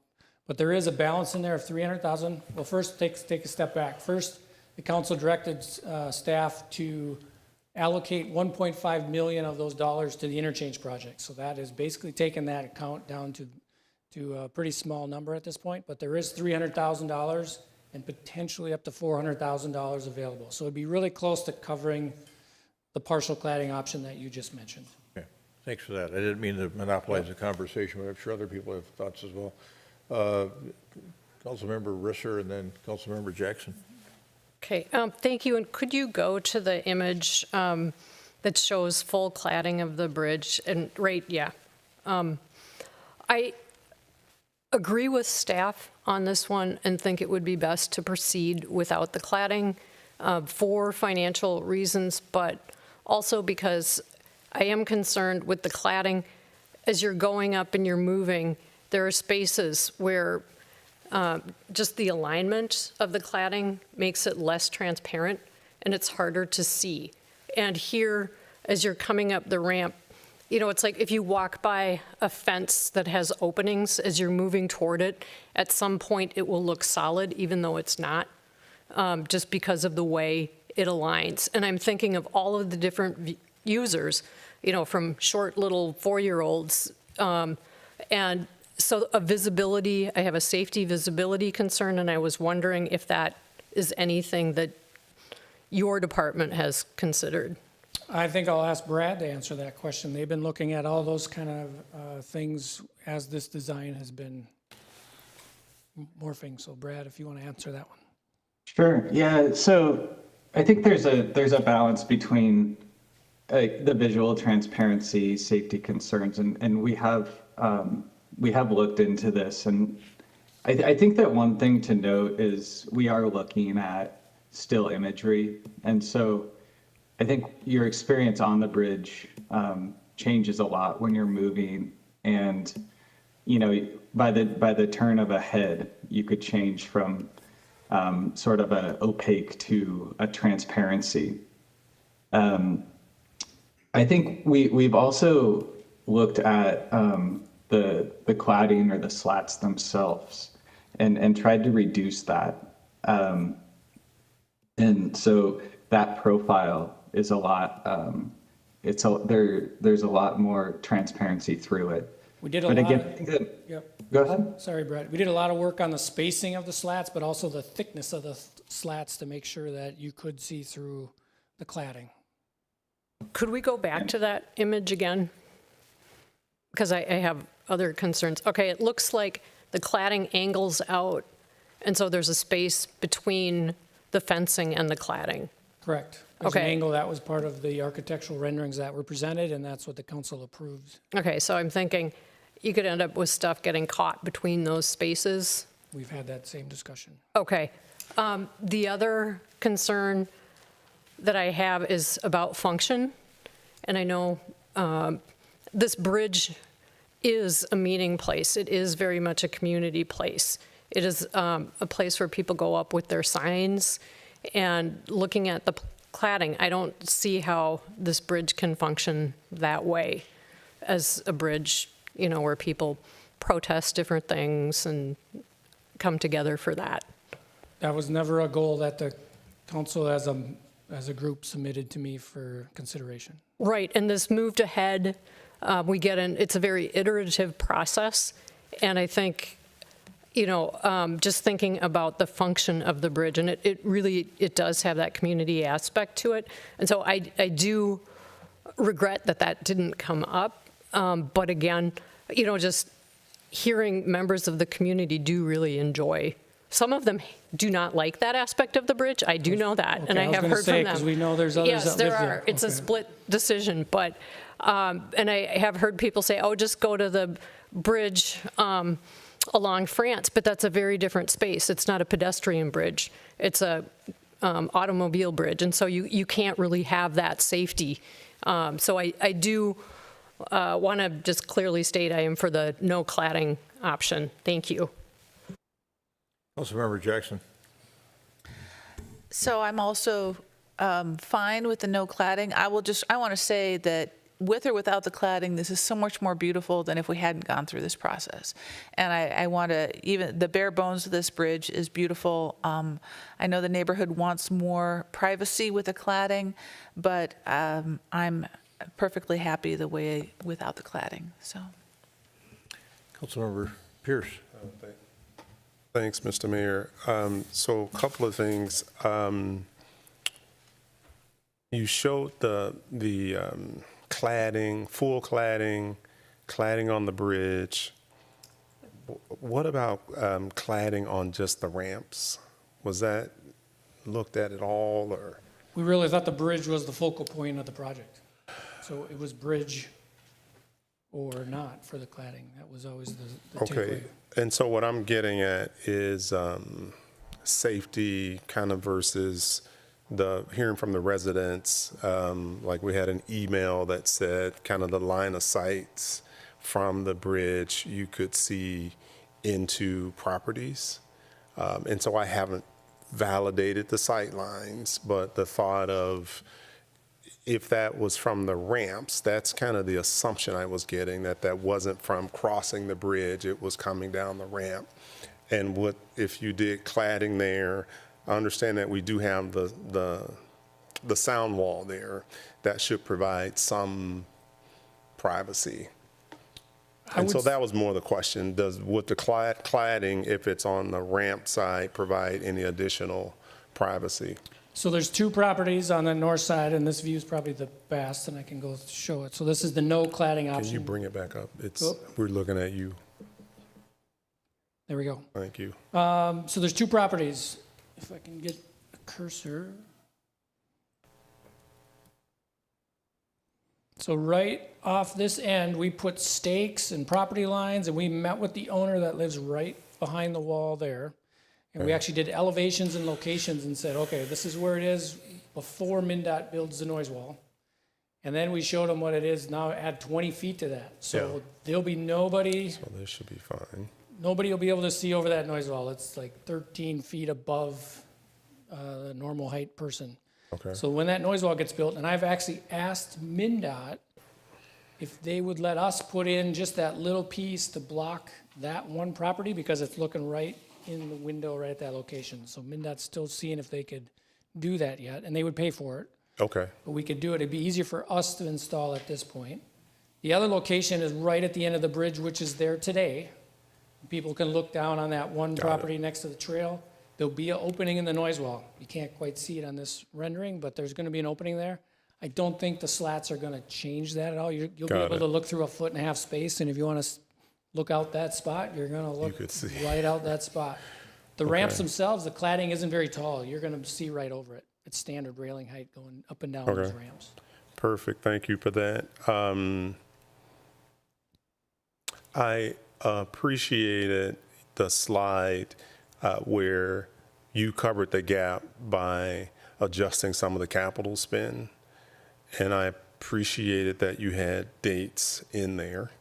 And so the question I have on these, if we are doing the delays, is there risk, is there like safety risk for, the Wooddale Bridge replacement if we're pushing that a year?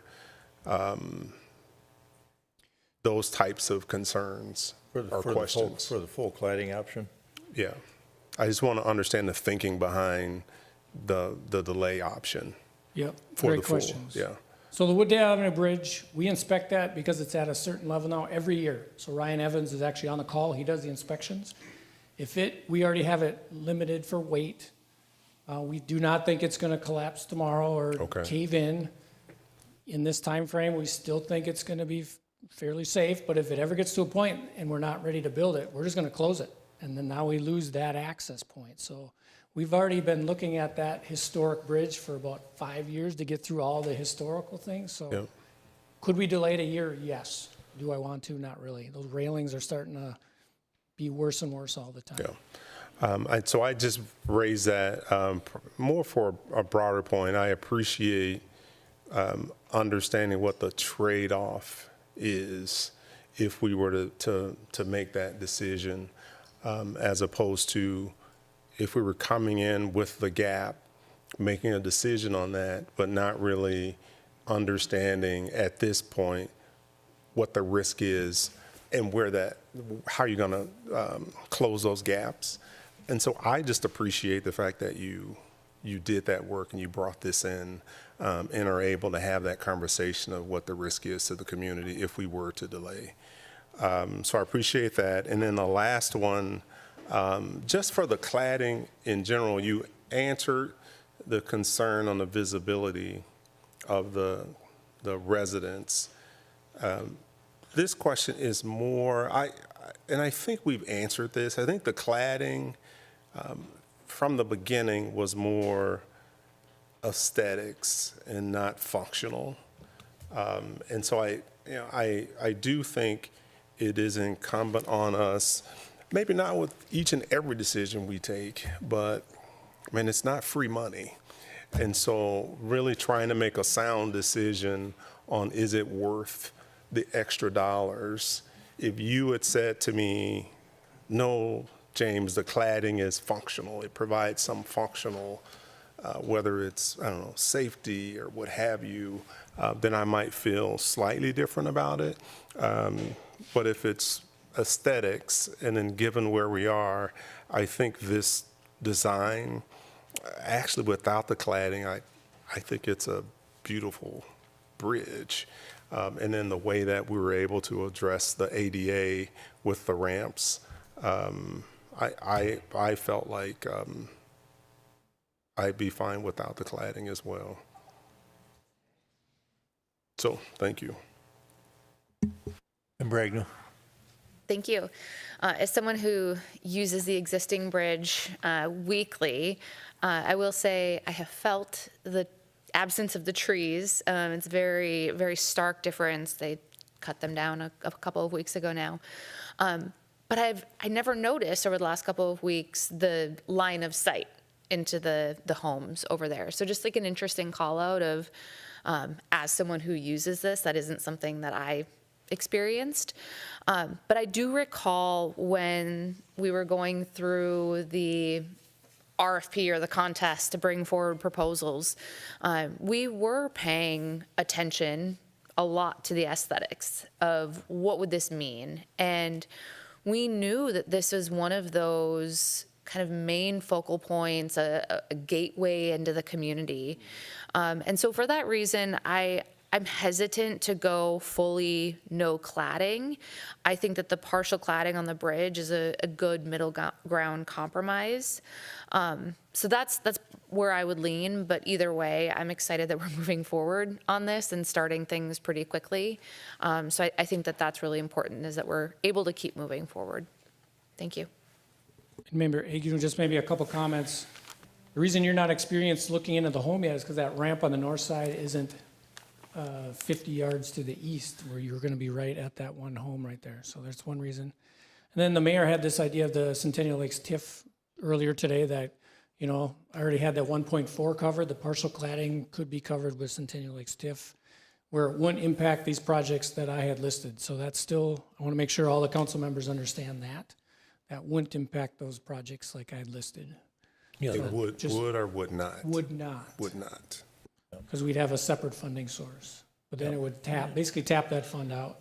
That's money that we have had available to us to use for a variety of qualifying purposes, and this appears to be one of those purposes. Correct. So, yeah, because the funding gap was bothersome to all of us, I think. But when we discovered today that there were some funds available and that TIF district left over, and by the time we needed them, probably a year from now, we probably would have 300,000 or 400,000 there to be able to effectively cover the gap. When we started this process with the design contest in 2024, I thought, great, we're going to have something that is a gateway to Edina, as it looks like a piece of sculpture, and we had this contest. Snow Kralich won it. Now costs have escalated, and it's a tough decision. But I didn't think I'd like it at all without full cladding, but I'm actually in the same camp as Councilmember Agnew. I like it with the partial cladding, and I think it adds a really wonderful design element. When I think about that bridge being there for the next 80 years, whether you're leaving Edina and heading west or coming into Edina, it's just a real fabulous marker of community. And I just wanted to ask Brad a quick question. It strikes me that with the partial cladding and the higher cladding in the middle of the bridge, it creates another element of safety to the issue that Councilmember Pierce was raising, and that it's actually safer with the cladding in the middle of the bridge than it would otherwise be, although it is still a safe bridge, obviously.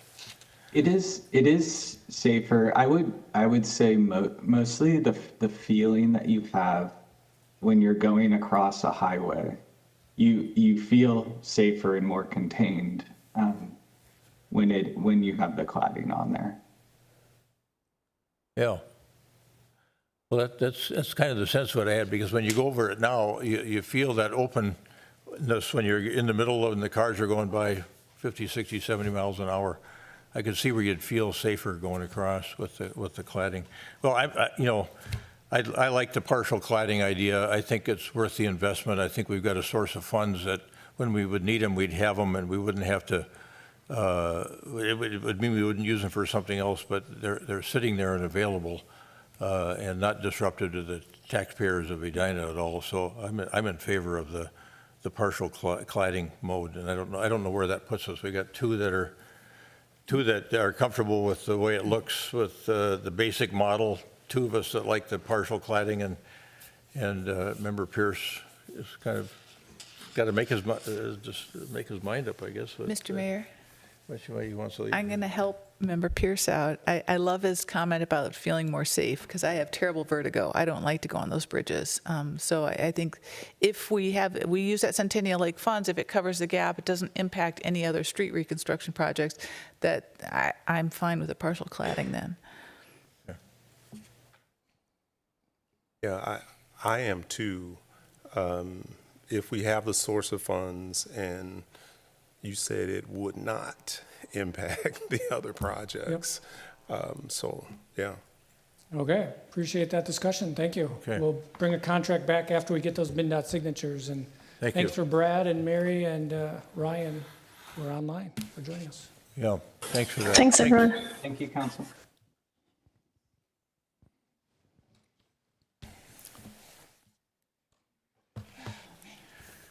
All right. Well, we thought that conversation was interesting. The next one may be even more so. I'm just going to have Bill Neuendorf come up, but I'm going to have him just kind of hold in place for the time being here. I want to discuss something with the council, an idea that germinated actually out of our meeting last week of our Housing Redevelopment Authority. And it's something I've been thinking about for a while because of the cost of the tunnel.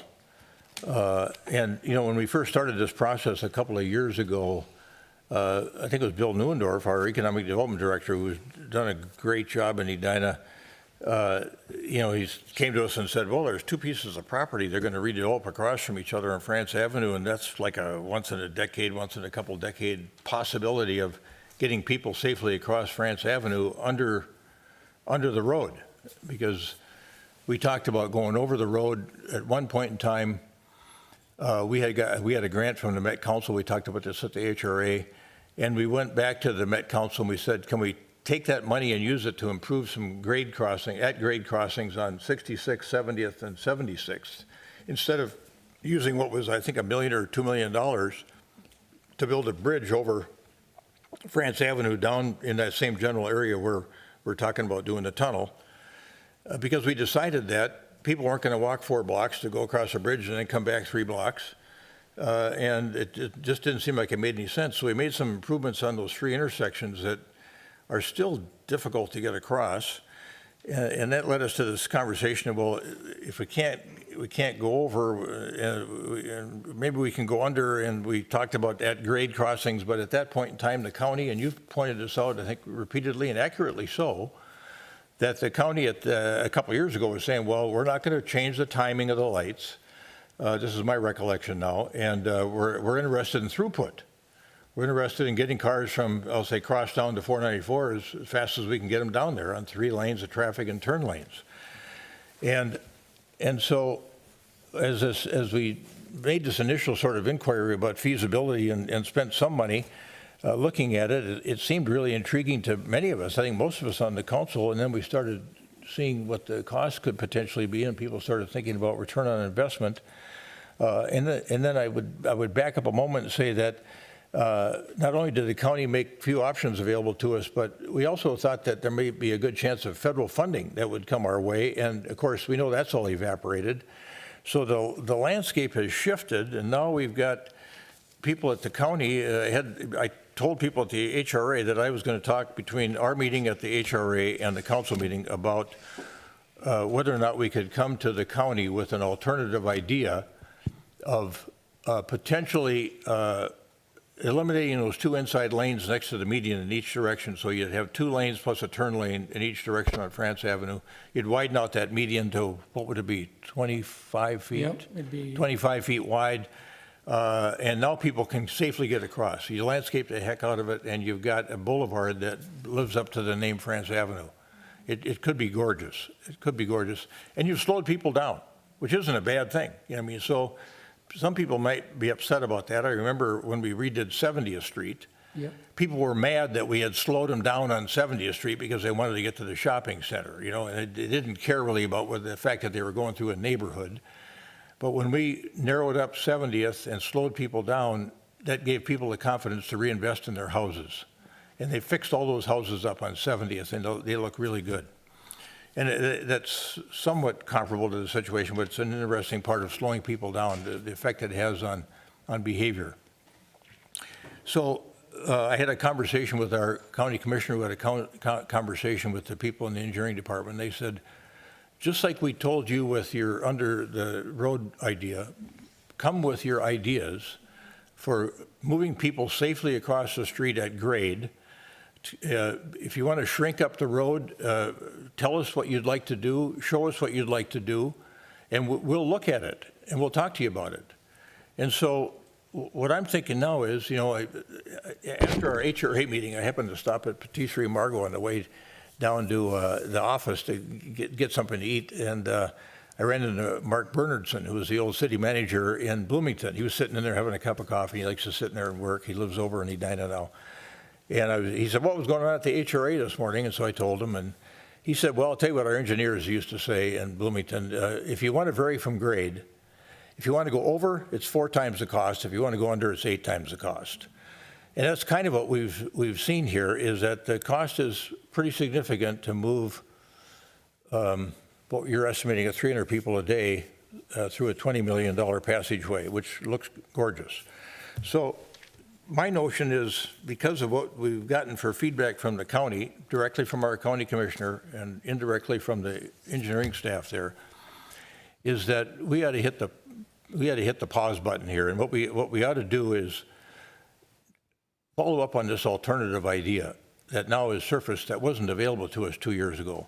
And so what I'd like to do is propose a motion to suspend all current and future city spending on studying the feasibility and design of the France Avenue proposed underpass project, and then further direct staff to engage with their technical colleagues at Hennepin County to study at-grade alternatives for safe pedestrian crossings of France Avenue between 66th and 77th Avenue South.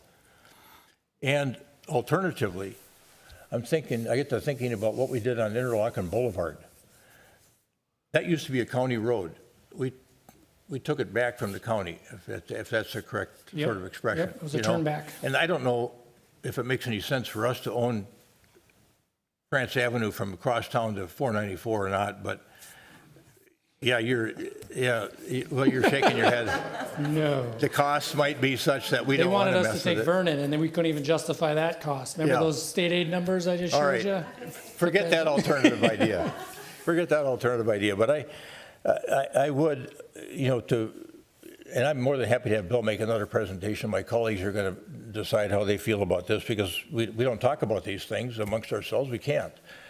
But I'm going to make a motion. I'm going to restate it. I'm going to look for a second, see where the conversation goes, and then we'll go from there. So the motion would be to suspend all current and future city spending on studying the feasibility and design of the France Avenue proposed underpass project, and further direct city staff to engage with technical colleagues at Hennepin County to study at-grade alternatives for safe pedestrian crossings of France Avenue between 66th and 77th Avenue South on France Avenue, and report back to us by June 30th of 2027. So we'd give you a little over a year to kind of look at this issue, unless you then don't think that's enough time. I think there's a lot of discussions to be had. They're going to want a traffic study. They're going to want layouts, who's going to put what together and pay for it. I think we need as much time as possible. So we can come back with updates, like how the discussions are going. And I just thought we should have a date pinned to the project, and I'm okay to make it June 30th of 2028 if you want, but I think let's go 27. Yeah. That'll just be for me to make sure I come back and Okay. keep you updated. It's kind of a Okay. placeholder to make sure we keep. Anyone on the council want me to restate the motion? Is there a second to the motion? I'll second. All right, we're in discussion. Member Risser.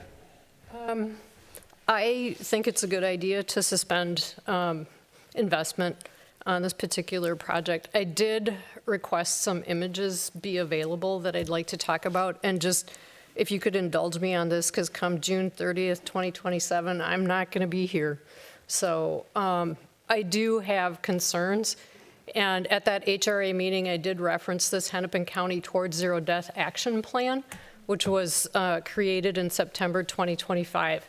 And one of the things that I think is so important is ensuring that we are working with Hennepin County in a way that really uses, and I know all of us really feel this way, uses our limited financial resources as best we can. And I did highlight this one bullet from their study, an understanding and acknowledgement of the communities most impacted by fatal and serious injury traffic crashes, with a specific focus on vulnerable road users. Pedestrians and bikers are vulnerable, but if I could see the next slide, and we'll be moving through this. One thing that concerns me is we have been working on this idea for a really long time. On August 24th, 2023, in our HRA work session, we had LHB come, and it's interesting to listen to that session because we go through so many possibilities, and ideas, mentioning underground entities, a railway station, all of that, which really, it's great and fun to kind of think about things, but I think being mindful of what is actually the reality is so important. And at that meeting and continuing until this one, if we could go back to that one, we kept seeing a slide from 2007. Okay, and that was before we got funds from the federal government that we decided to use at the at-grade crossings in 2012. And so I think it's important to look at that. I highlighted another thing, this is also from that action plan, the Hennepin County HIN, and used 5 years of fatal and serious injury crash data from 2019 to 2023. And so as we are looking at projects, if we can kind of figure out how to analyze them with the most relevant data, I think that is so important. For 18 months of my career, I was a site miner for a solar energy company, and we had people working on different aspects of land use, and all of us were tasked with trying to ensure that we were not proceeding down a pathway where we were entertaining a project that had a fatal flaw. And so I was on the comprehensive plan, I was on city codes, township codes, and also environmental issues, and so it's possible you can get the owner to agree, you got a great purchase agreement, you're right near three-phase, but you're looking at land that's a peat bog, and so you just kind of have to identify those things. So I think it's relevant to look at the more recent data so that you can take into account the road safety investments that have been made. And so you're getting a clearer picture. If I could have the next slide. This is also from that report. I did a line here. You look at where Edina is, it's kind of hard. You have to go up to the chain of lakes in Minneapolis and then go down, and you see that we do have some issues with road safety. And I did point, this is an arrow, and that's the area where the tunnel is being suggested, and you can see that it's clear. So if we could go to the next one. Here, there's numbers on the different high injury segments. And so we have 2 along France Avenue that were identified.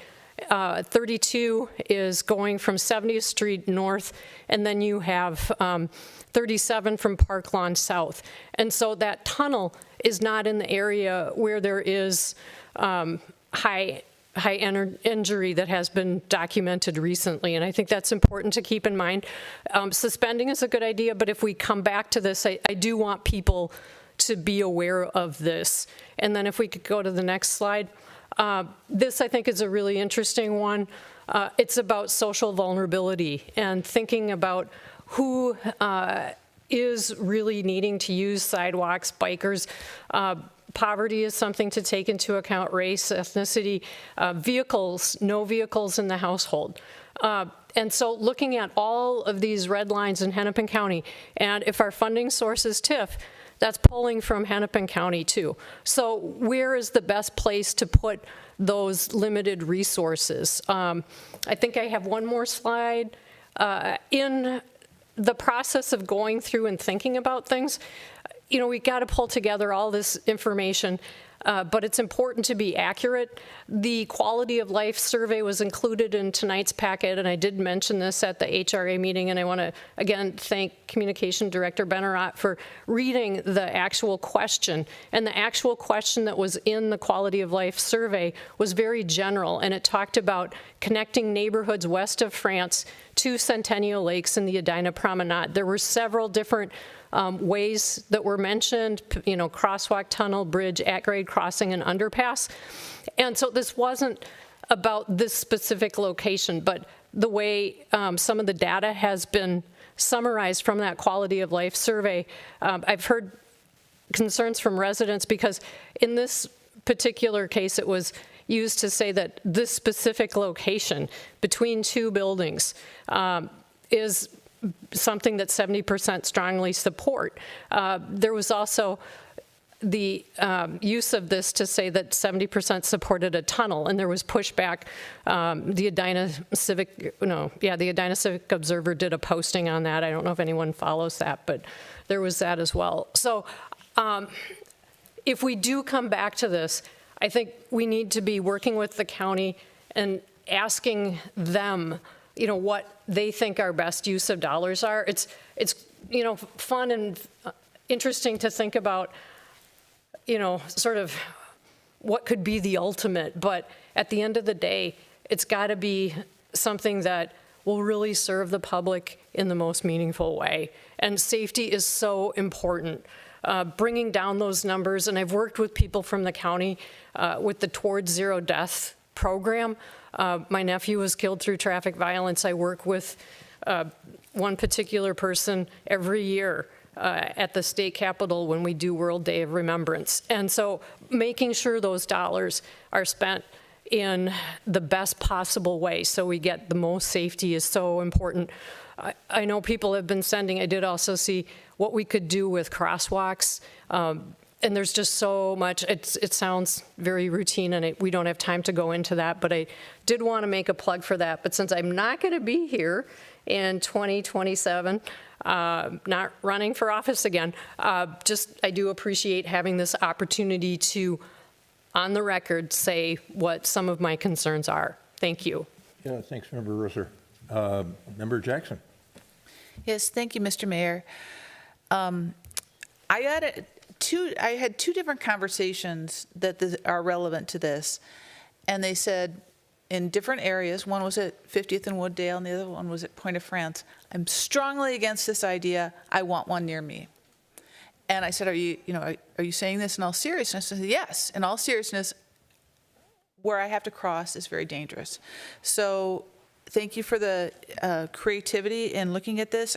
I would appreciate, first of all, elevating non-motorized transportation to be on par with cars as we look at this. And secondly, something that could be potentially duplicated in other areas. We might get some test dollars if this is something that could be used elsewhere. And it would satisfy those two residents who I thought had a really interesting, to use Member Risser's word, paradox, that they don't want to underpass, but they want one near them. Yeah, thanks for that. I think they're doing some work out on 101 right now that's involving at-grade crossings that we can maybe learn something from as well. Turning to Member Agnew and then Member Pierce. Thank you. I do want to start with a question because I heard, Mayor, you reference the 300 people calculation that was done. And I wasn't at the HRA meeting on Thursday, but can you just remind me where that figure came from? Yep, the Three Rivers Park District measured the 9 Mile Creek Regional Trail right at Macy's for a week in September of 2024, and the average was 300 users per day. If you take out Saturday and Sunday, because there was an event at that time, you still get 240 users a day. Okay. Average. I wasn't alive, I guess I should say. I was going to say I wasn't on the council, but I also wasn't alive when we first did the build out of Centennial Lakes Park. Did we use data points on how many people use the gravel pit as an estimate for how many people would use the park? We typically don't with any pedestrian facilities because there's nowhere to go, so we build it for they will come. We build it for they will come. Thank you for that. I'm really viewing this in the way that we've framed it up so far as an amazing opportunity for us to continue Centennial Lakes. This could stitch together what we have today on the east side of France to the west side of France. And I think that suspending conversation on this, whether it's till 2027 or 2028, is an overcorrection based on a vocal contingency when I think that there's a very strong voice that is missing from the conversation right now, and that's the hundreds, if not over 1,000 people who will be living in this direct vicinity within the next couple of years. You know, I know that we often get a lot of emails, right? So we look over the last couple of days on this topic, and I know we've gotten well over 100 emails, right? Some in support, probably the majority concerned about rising costs across the city. And one stuck out to me, and now I'm actually forgetting if this was an email or if this was a comment that we had received from the open house that we had done.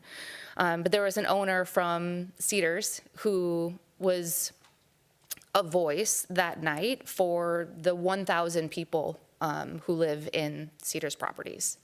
And so we have there, you know, kind of a miss in scale of, we saw it as one email or one comment card, but there are today hundreds of people who are wanting this and yearning for this within the community. And I really think that if we only look at the numbers that we have today, or the use that we see, if we see how many people cross today, I don't think that's how we build for our future. And it's these types of opportunities of connecting parts of our community that today face a barrier that is, I think, really how we start to stitch together this community and build for our future. So that's how I feel. I'm not supportive of suspending conversations of this. I do think, though, that it's valuable for us to continue considering alternative options.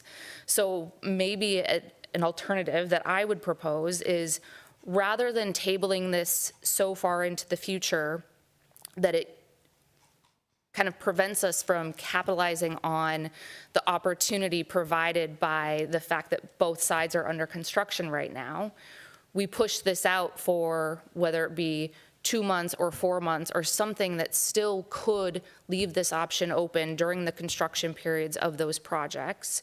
We expedite conversations with the county, revisit some of those options. At this point, like, maybe it's even worth us dusting off some of the bridge concepts and making sure that we have a good understanding of how the 4X cost might be more feasible. But I do know that there were real barriers in those paths as well. But I think that it's an overcorrection for us to stop pursuing this at this time. Thank you. Thank you.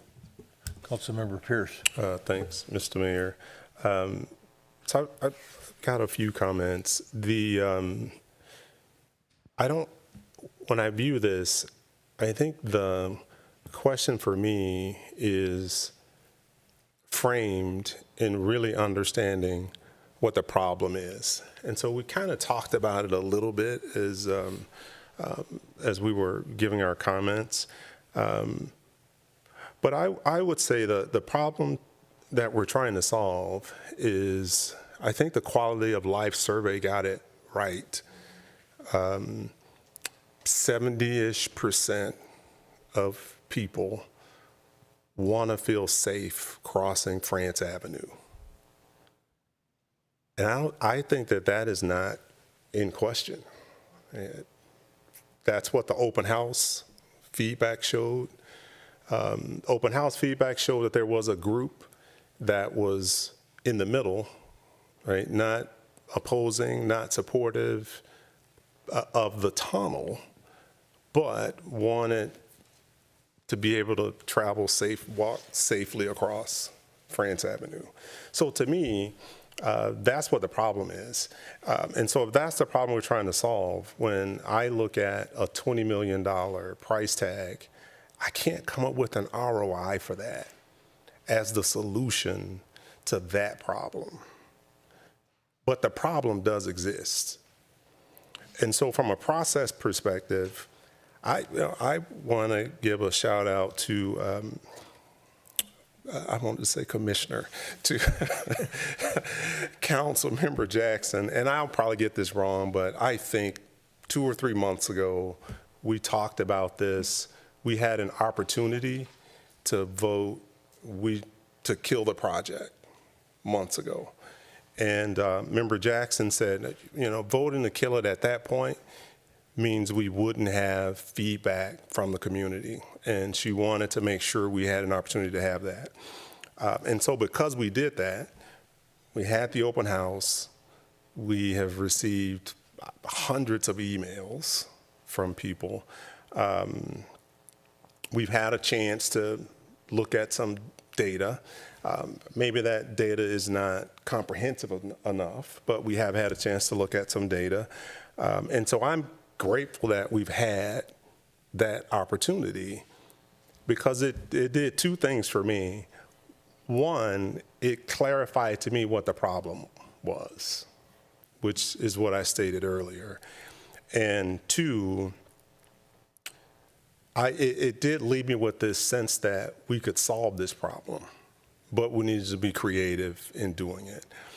And so I support taking the pause.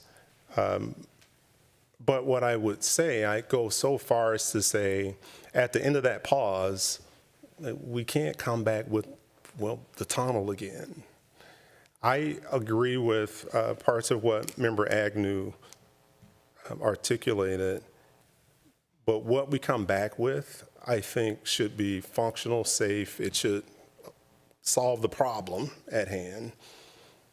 But I think it still should be iconic. I still think it has an opportunity to be a gathering space that connects Centennial Lakes without costing $20 million. And so I support this. The other thing I would say, just from a process standpoint, we can't talk about these things as a council. We have to discuss them here. And so I know in the community, it feels like, right, we may have deaf ears and we're not paying attention and we don't listen, but we do. But we just aren't able to have debates and discussions as a group until these things come up on the agenda. And so I support this pause, but I would want, like I mentioned, whatever we come back with, I think if it's at grade, I think that would be better for the community. But I still want us to lean into this. How can we make it iconic in a way that still speaks to Edina? And then the last thing I'll say, this one was kind of funny to me, and I don't remember which resident sent this, but their email said, man, 20 million, we could hire somebody to personally escort people across France. And I responded to that, and I said, you made me laugh because we probably could do that. And it would last for about, I think I said 30 plus years, or 30 years. But in the 31st year, we still have the same problem to solve. And so that, to me, underscores the importance of us trying to make the right call and I think pausing is it, to then ensure that we're solving the right problem and that we can do it in a fiscally responsible way. I think everybody's been concerned about this key issue that you've articulated, many of you. How do we get people safely across France Avenue, you know? And that word safe is embedded in the motion as we have been discussing it. So I think we're probably heading in that direction, it looks like, and you need some time to do your work, I take it. Yes, you already had a date in there, but I think we also need to tell the consultant who put in a proposal in November, they're off the hook with that proposal. We can't hold it any longer. It's every 5 months. So I'm going to take this motion as if we want to study this again with firms, we would go out and do another RFP process. That's correct. Okay, that was one clarification. Correct, yeah. And yeah. Okay. Member Jackson had a thought. Well, I want to honor what Member Agnew said. This is not to me, it's a very, very sad decision. This was an idea that could be a keystone to a green walkable corridor from the new Southdale Library through Centennial Lakes to the new Fred Richards Park. It could create an entire new green connected space to build around. It's a beautiful idea, but I'm going to mourn its loss. Okay. We've got a motion and a second. We've had discussion. I think people are ready to vote. So all those in favor of adoption of the motion as stated, and I'll restate it if necessary. All those in favor of adoption of the motion as stated, say aye. Aye. Aye. Opposed? Nay. Motion carries. The motion is to suspend all current and future city spending on studying the feasibility and design of the France Avenue proposed underpass project, and further direct city staff to engage with technical colleagues in Hennepin County to study at-grade alternatives for safe pedestrian crossings of France Avenue between 66th and 77th Avenue South, and to report back to us on June 30, 2027. Yep, that's correct. All right, very good. Thank you. Thanks for that discussion, folks. And thanks to our audience members and our city that have had a keen interest in this project for being here as well. Now we're going to move on to a sketch plan review. The Planning Commission has done this sketch plan and review, and it's our opportunity now to visit with the developer about the proposed project at 7600 Park Lawn, which is a senior housing project. And this will be another interesting discussion this evening. Thank you, Mayor. I'll just do a quick introduction here to tee this one up, and then we'll bring the applicant up. So this sketch plan is proposed. The location of the site is in Pentagon Park.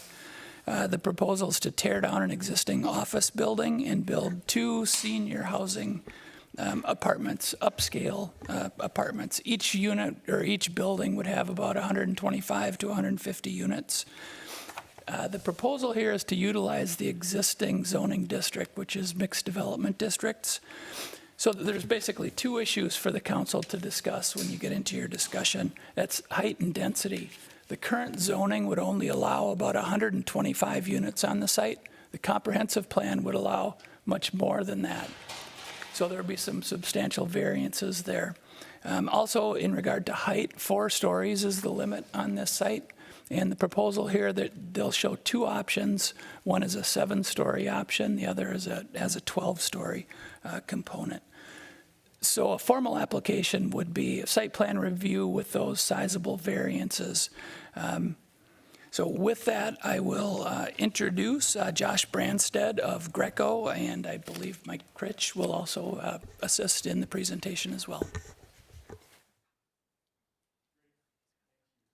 Yeah, good evening, Mr. Branstead. Welcome.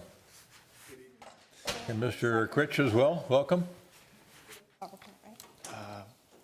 Yep. There it is. Perfect. Thank you. Mayor, Council, thank you for having me this evening. I'm Josh Branstead, President and owner of Greco Properties, a local real estate development and property management group here in Minneapolis, Minnesota. I am joined also with Mike Critch, the managing partner for the area for BKV Architects. You're probably familiar with some of Mike's work and his colleagues at BKV as they designed the Fred at Fred Richards Park, which is a project that's adjacent to this site. So as we get into discussion tonight, like City Carrie, Hall? what Do that? Yeah, he did City Hall. That is true, and One Southdale Place. So they've done a lot of work here in the city of Edina, as you're aware of. As we get into discussion tonight, like Carrie mentioned, we've got two different concepts that we've been evaluating, looking at.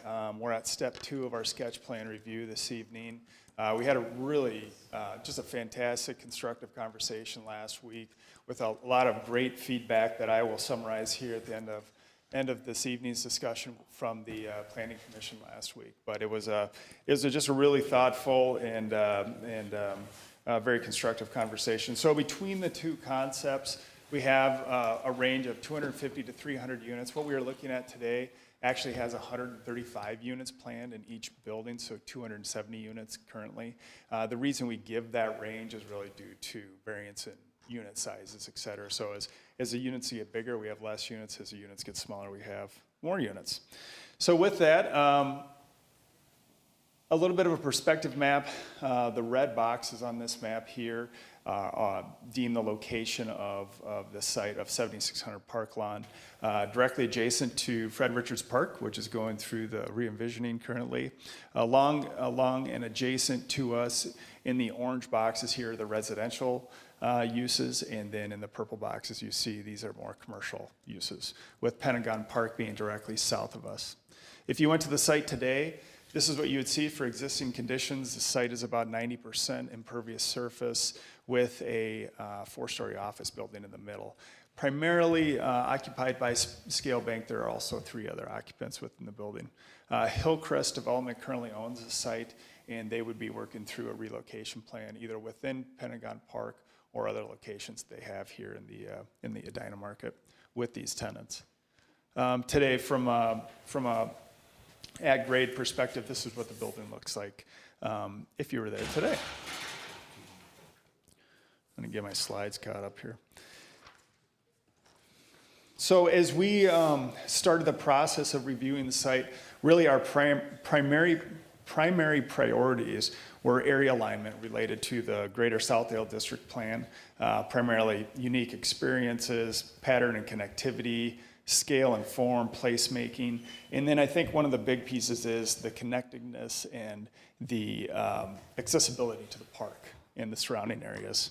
You know, as we look at the site and as of itself, you know, high quality design is obviously a high priority for us, sustainability, and then park connectivity along with life cycle housing, really providing an opportunity for people to age in community as we refer to it. As part of this design visioning, we're showing some precedent images here of what's influencing the design.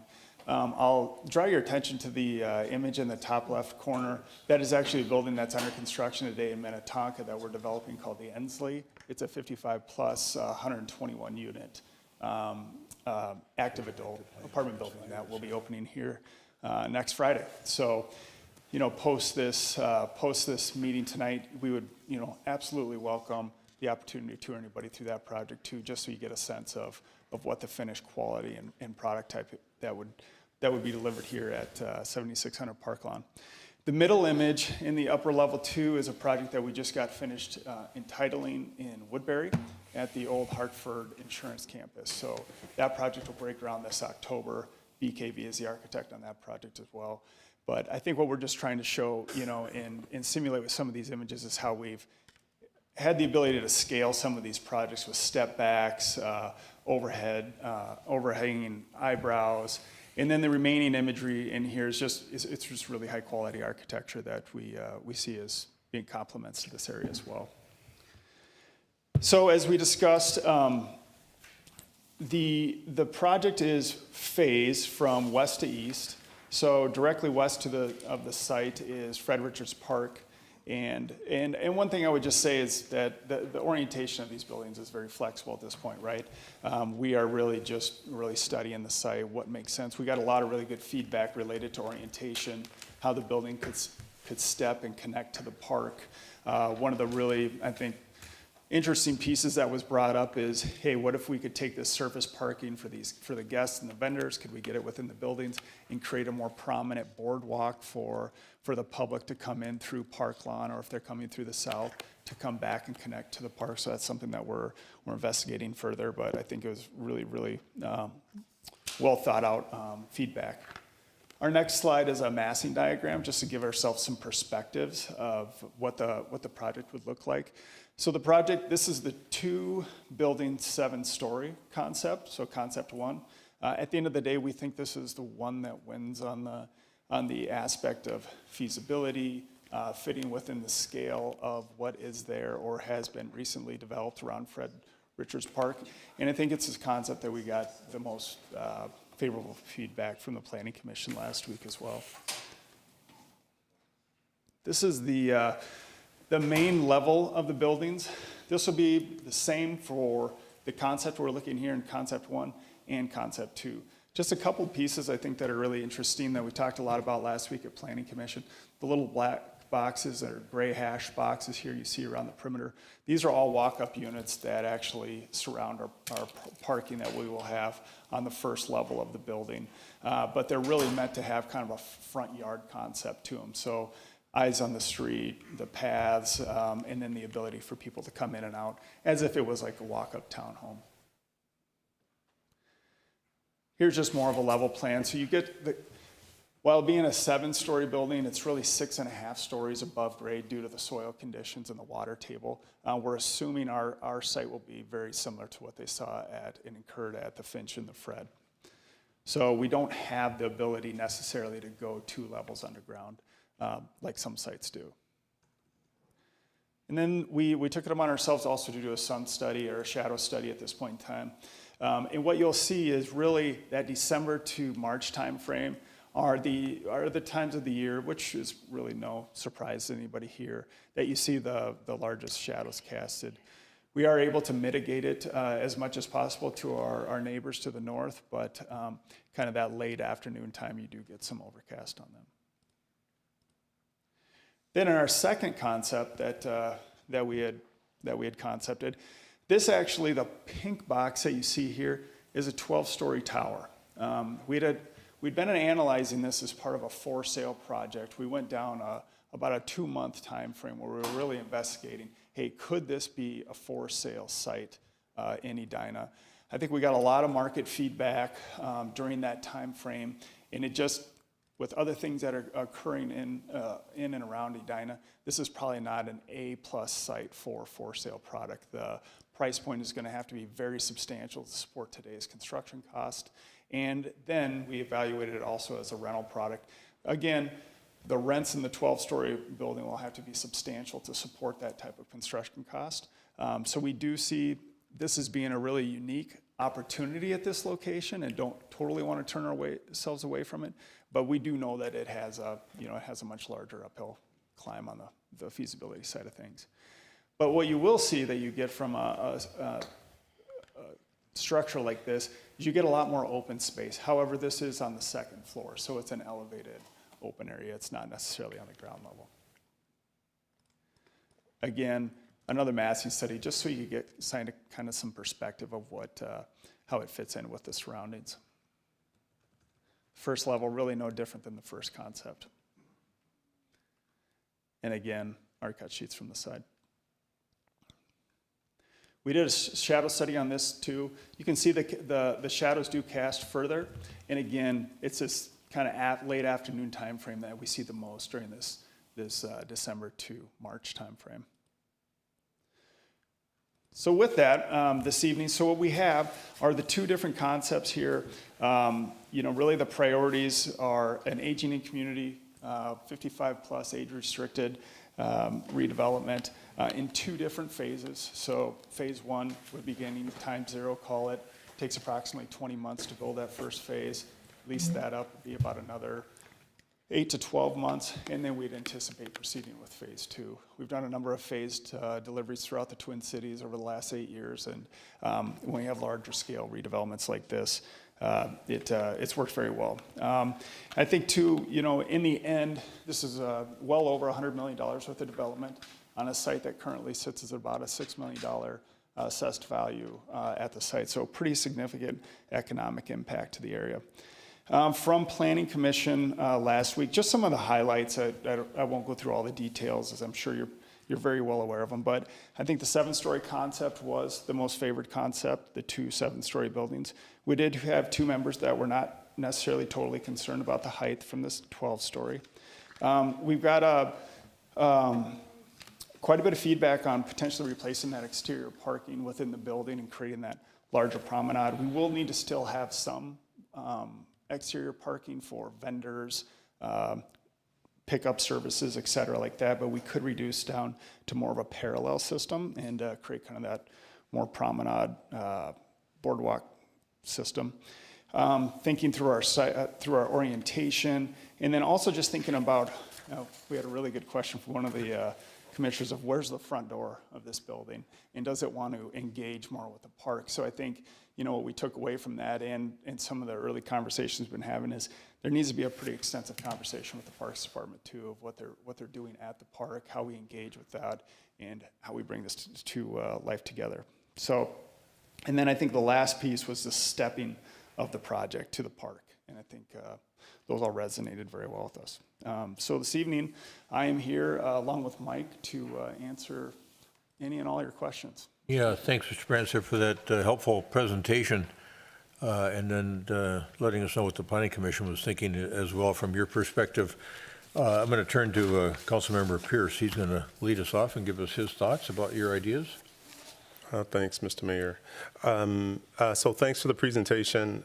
Can you just start just talking about the economics?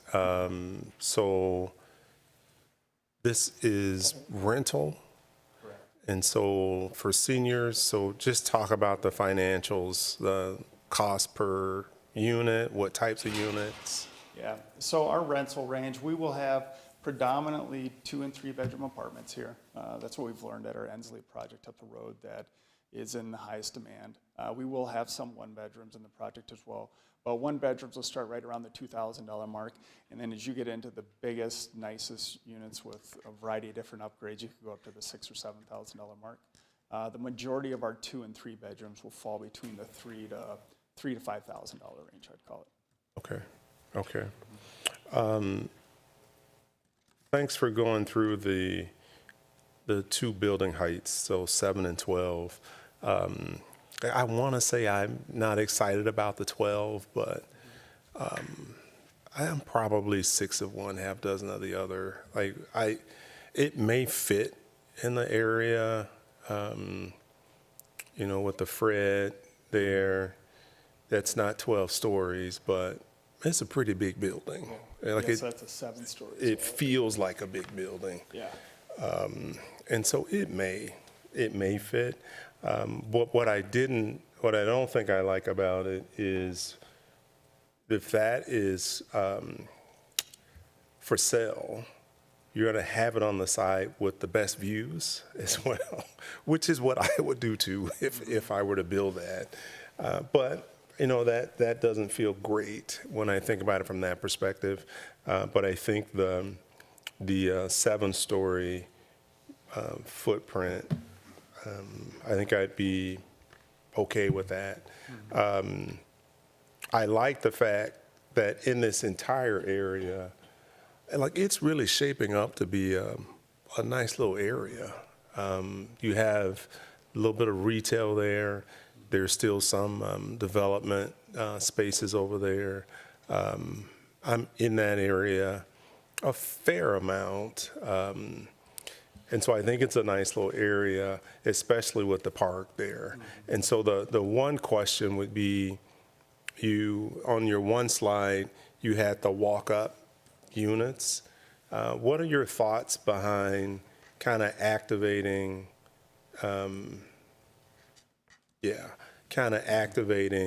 with the park. You're not quite situated perfectly for that, but what are your thoughts around that? Yeah, I think what we need to do is take the next step and get the final design files from the park. But I think that there's a lot of different opportunities that could occur along these borders, whether as we bring in this, kind of this boardwalk concept, is there kind of a plaza concept? And I don't know this without knowing anything else of what's going on exactly in the park. We've seen a variety of different renditions. We have a meeting with them here in early May to learn more about that. But I think, is there an opportunity, are there unique opportunities at connection points that could occur at these corners here, or could it be in midline with how we could connect through and interconnect our paths? It also allows us, if we do this boardwalk and we remove this surface parking here, maybe it goes to parallel, it allows us to move the entire site plan slightly south too, to also, again, kind of create a little bit more separation from the border of the park so we don't feel like we're coming down on it. And it has an opportunity to create a really unique just pedestrian experience or bike experience. And so this next comment, I don't know if this is a compliment or not, but when I first looked at this, I did kind of have a sense of the enclave, right, where that concept of you're able to walk through those buildings to get to the boardwalk. And so given where the park is, if you were able to do a boulevard on the front of the south side of the building, being able to kind of walk through to the park, I think that would be fairly interesting as well. So I think in general, I liked the concept. It definitely is a significant upgrade to that space, and I think it would, your architecture, I like the renderings. I think it would fit nicely, that kind of upgraded technology in that space. And so it's just thinking about, is there a way to add a little bit more activation, more green space? I like the boulevard concept, and then how we might add some activation towards the park. And I think the 7 stories for me is probably the right mark. And then last question, in terms of financing, and I didn't go through all of the documentation, what kind of financing are you looking for? Is this fully as far as TIF?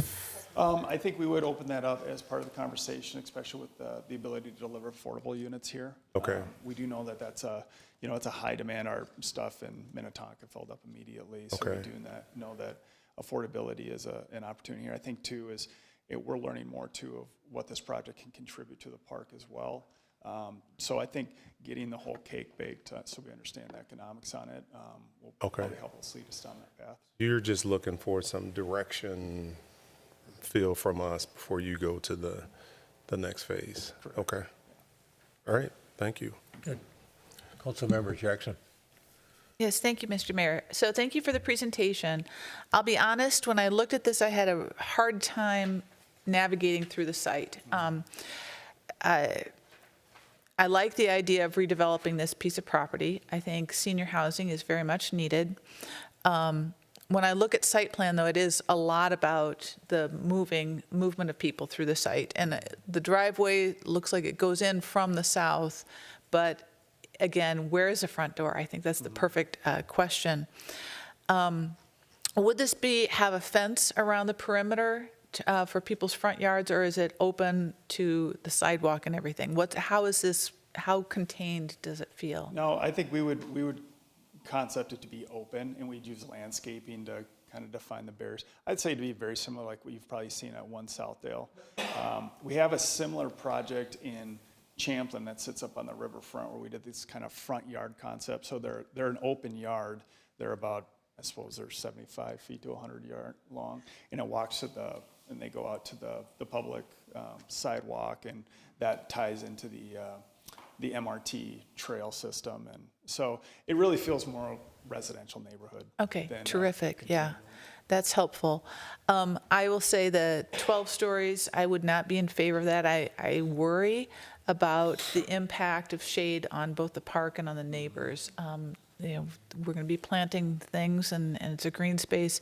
I just am not comfortable with the shadow that would be cast by that. But yeah, if you've got a plan for moving through the space on foot so that if I want to go visit a friend there, I can find them. That's the primary concern I have. You know, where's the front door and how do I get in? But yeah, thank you for coming forward with this to the community. Like I said, there's a real need for senior housing. So thanks. Mercer? I watched the Planning Commission and really do appreciate Commissioner Bennett asking just point blank what version you like the best. Yeah. And I believe you are still on the same page with the 7-story. Correct. Okay. I see the logic of that, and I really have a hard time envisioning something 12 stories tall right next to the park. I think that would be a mistake. In terms of green space and walking through it and all of that, I liked the suggestion of shifting the parking so that you could have more of a boulevard. I do like what you said about maybe pulling it back. I'm the commissioner who's more, you know, we hear a lot about how is the building going to interact with the public space? How is it going to connect to the park? How is it going to connect to the sidewalk? And I think sometimes we push that idea a little bit too far. And I know, you know, and my colleagues are probably tired of hearing about this, but in one case having an easement along a public sidewalk and you've got the railings literally coming down into the public space. I don't like that. I want to make sure that the public realm remains firmly the public realm and we don't have railings going down into the public sidewalk. And so that kind of thing is on my mind. I honestly feel like what I'm seeing, I don't have any qualms about it, just, you know, so that it's not people on balconies, you know, right where, you know, you're strolling by 2 feet away or something like that. Right. So, and I don't think you're doing that. No. Based on this. Is the idea that you could drive through, and then the one concern I had is that the parking at the park ends up being overflow parking, but that's not what the idea isn't to have a driveway that would flow into the park parking lot, right? No, it's not. Okay, No, good. it's not. I just had to ask that. Our diagram here does not exactly line up with the final design over there. Okay. So there are some errors on this as it relates to that.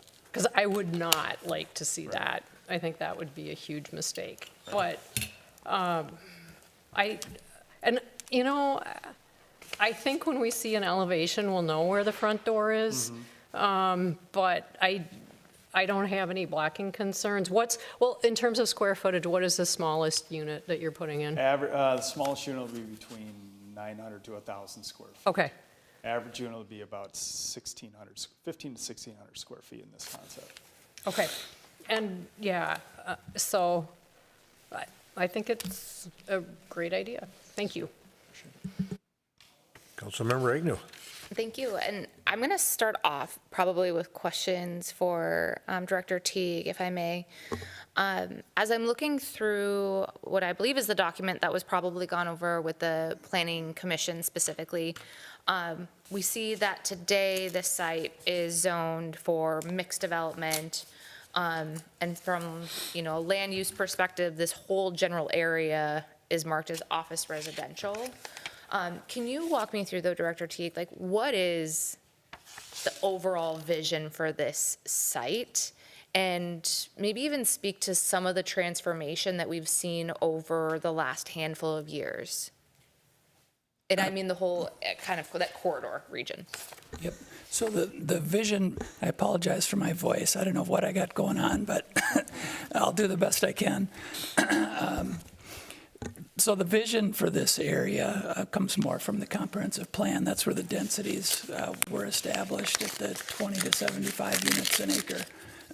The idea behind the comprehensive plan and implementing that over the last 5-10 years was to do PUD and use that give to get to create a zoning ordinance basically for a specific site. We're moving away from that, and that's part of the whole zoning ordinance update. We want to create zoning districts that are more in alignment with the comprehensive plan.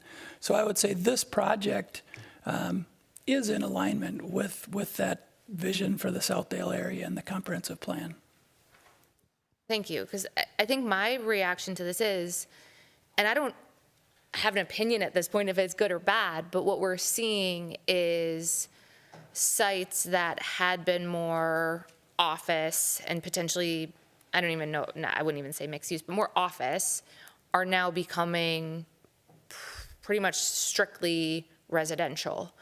And so if that trend continues, right, kind of site by site by site, do we have any thoughts on this becoming like a strictly nearly residential area along that entire corridor?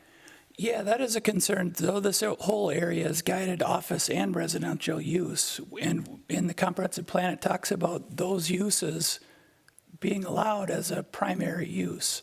But that is a concern if we lose office over time. The tool that we would have in the future to potentially say no to a project like this, well, maybe not this district because this is all zoned MDD, MDD6, which allows both of those uses. But a lot of that area is zoned planned office or planned industrial district. So the city could say no to those types of residential uses through that rezoning. Okay, thank you. That's helpful, and maybe kind of relates back to the comprehensive plan conversation we were having just earlier this evening. Okay, so now thinking about this sketch plan that was brought here directly, I don't know, I'm kind of going back and forth. Can you speak to me a little bit about the desire to have senior housing as opposed to just housing? General market rate. Yeah, I think a lot of, well, for this, I would say this location in particular, there's been a lot of market rate, what we call general occupancy housing apartments that have been built in the area. So I think just from a concept standpoint, market depth standpoint, I think we feel that this is probably an area that hasn't been built to as much. There's been a lot of units also delivered around the Southdale area as well.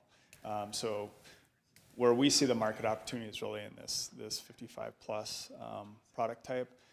It's really a product type too that we feel that we can build at a higher quality too than our general market rate apartment buildings, just because the economics, the residents are paying more for their residences, and so therefore they demand more as well. And it brings a better quality of product along with services and whatnot. But I think the main driving factor here too is the existing landowner, I think, would prefer not to have another standard market rate apartment building here at the Pentagon complex into the long term, but does think that the senior concept does complement what has been delivered at this point and what's coming in the park. Okay, and the reason that I ask is because I didn't bring a version of it, because now I don't even remember if it was specific to the affordable housing units or if there was one that was just general like units of housing that are being added to Edina. And I think it was like an overwhelming percentage of that was in the senior housing category. But I'm going to look to city staff to correct me on that if I am stating that incorrectly. Yeah, I think there's some truth in that statement. It's been kind of a mixture of senior and with market rate as well, but. Okay. And yeah, I think it was specific to kind of what we had from like a Met Council of what we needed to, as a city, target for the affordable housing numbers. And I just remember like we were doing really well with the senior housing and then we're falling behind elsewhere. And so the reason that I question that is I know that there's a need for housing, and I know that the way that we've been fulfilling that need more so lately is with this kind of senior housing segment, maybe. And so I don't know that I'm as excited about a project that is specific for seniors on this site. And I also really like owner occupied, which I know you mentioned the numbers don't necessarily work out, but I'd be curious to know, like, what would that project need to look like in order for the numbers to work out for owner occupied, I'll just say general housing on that site. Yep. You mentioned that the owner today isn't interested in general apartment, but do you think there could be an appetite if it were the owner occupied model? Yeah, I think absolutely. Actually, we had an interest in doing that. Historically, as a company, we've done a lot of condos in our past years. Where we got to, so we basically would need to, in the brokers that we talked through in the community, this isn't an A-plus site in Edina for sale product, given the fact we're not on France Avenue, and there's other for sale projects that are in discussion or in the works that would have a superior site location than us. So that's one kind of knock against us. So we're a B site versus an A-plus site for sale. The other aspect was, so given that we are the B site, we need to be able to price our units in the $700 to $850 square foot range, they thought, for us to be competitive in the market. Well, as you probably all know, you get into the Southdale area of France Avenue, it's not uncommon for units to go above $1,000 a square foot. So where it really, you kind of have this inflection point is that $700 to $800 a square foot, trying to build to that in today's world is nearly impossible for what we're trying to do. The other piece, so then that's just on the cost aspect of it. The other piece, for us to be able to feasibly take down this site, we need to be able to get between 125 to 150 units on each phase to justify the land cost. We need to have roughly 50 to 60% pre-sales on a condo building. To get 60 pre-sales on a condo building, we're told is kind of unheard of, just the pure unit number. From the rental side, we'd say have 60 pre-leased units. That's not really that big of a deal. But on the for sale side, it is a much steeper hill to climb. So those are probably the biggest things. So I think it's bridging that economic gap between $700-800 a square foot and $1,000 a square foot in pricing. And then it's probably the bigger task is attracting investment here and going out and trying to get 50 to 60% pre-sales on it. And the upfront investment that goes in to do that is pretty substantial. Thank you. Okay, so the last part was around the 12 stories versus the 7. And I go back and forth, I'm sure just like everyone else, because what I like about 12 stories is it opens up for a larger courtyard. Mm-hmm. And then it doesn't feel like we are just putting as much buildable space onto that site as possible. Because when I view those renderings of the 7 stories, it feels like it's taking up so much of that space. Mm-hmm. So that's what appeals to me in the 12 story. And at the same time, then my primary concern is about the shadowing impact on the park and just kind of the massing when there's not massing like that anywhere near this area. So it feels like probably trying to put too much into the site, regardless of if you can figure out a way to make the 12-story work or some lower story. The 7 stories, it just feels like using so much of that site and just not leaving any open space. So those are my thoughts. I, again, would really prefer owner-occupied. I'm nervous generally, and this isn't your problem to solve necessarily, but I'm nervous about all of these sites potentially turning into housing only. So I think that that's something for us to think about as a council and to take into our comprehensive plan discussions that we're having as well. I would like to see some type of vision and just articulation of what we want to see for this area, because so much development is happening in here extremely quickly. And if we don't come up with a vision, there's not going to be a chance to set a vision because everything will be redeveloped. So that's something that I want to call out, but again, it's not feedback direct to you. So thank you. Thank you for your interest and for coming here tonight. Yeah, thanks, Mr. Branstad. I thought Member Agnew kind of characterized the dilemma of 12 stories versus 7 stories quite well. Yeah, no, when I look at the just the blocked out site plan with the orange blocks on it, it looks like it's taken up a lot of the site.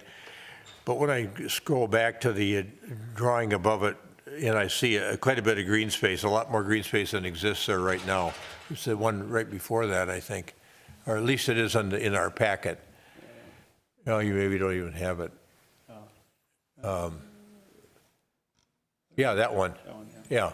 And I also recognize that if you're going to make an investment like this of around $100 million, you got to do it in a way where you know people are going to want to live there.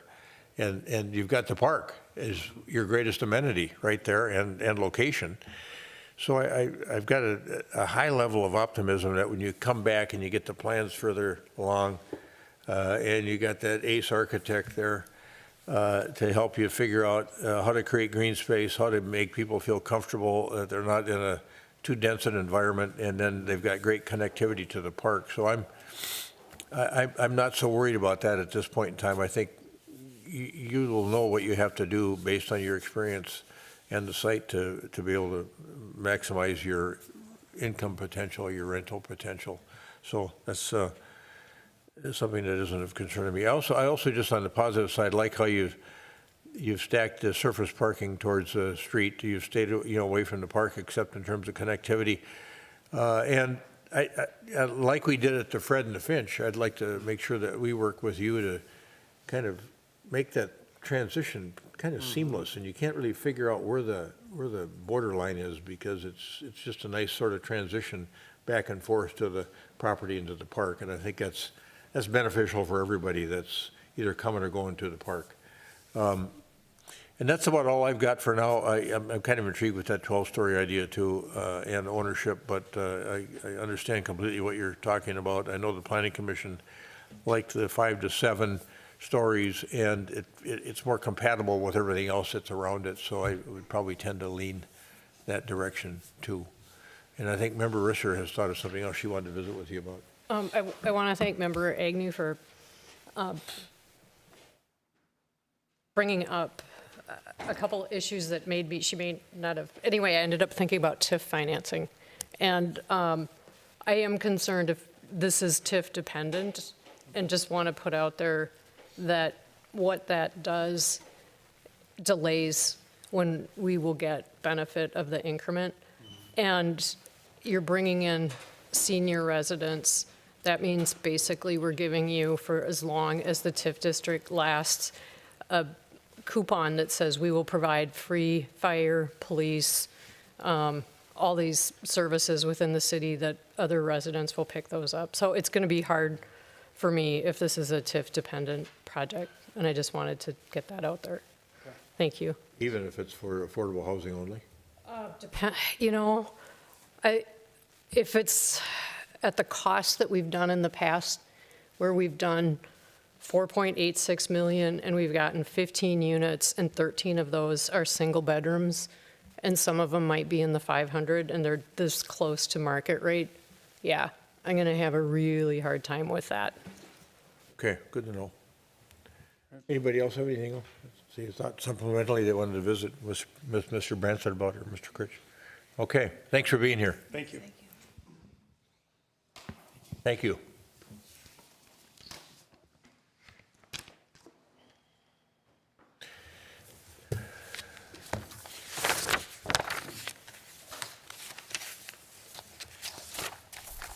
All right.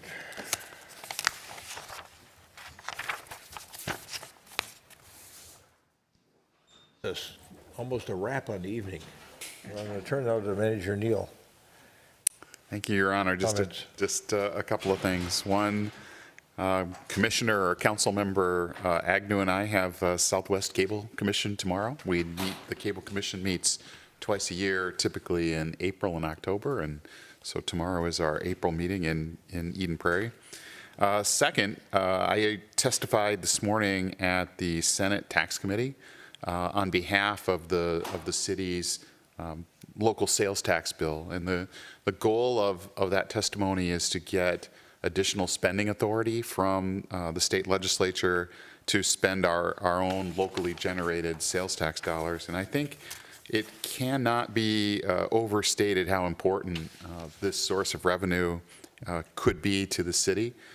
We are looking at additional spending authority of between $53 and $56 million from the sales tax, and if we had to put that out as a tax levy on taxpayers in the community, it would be oppressive.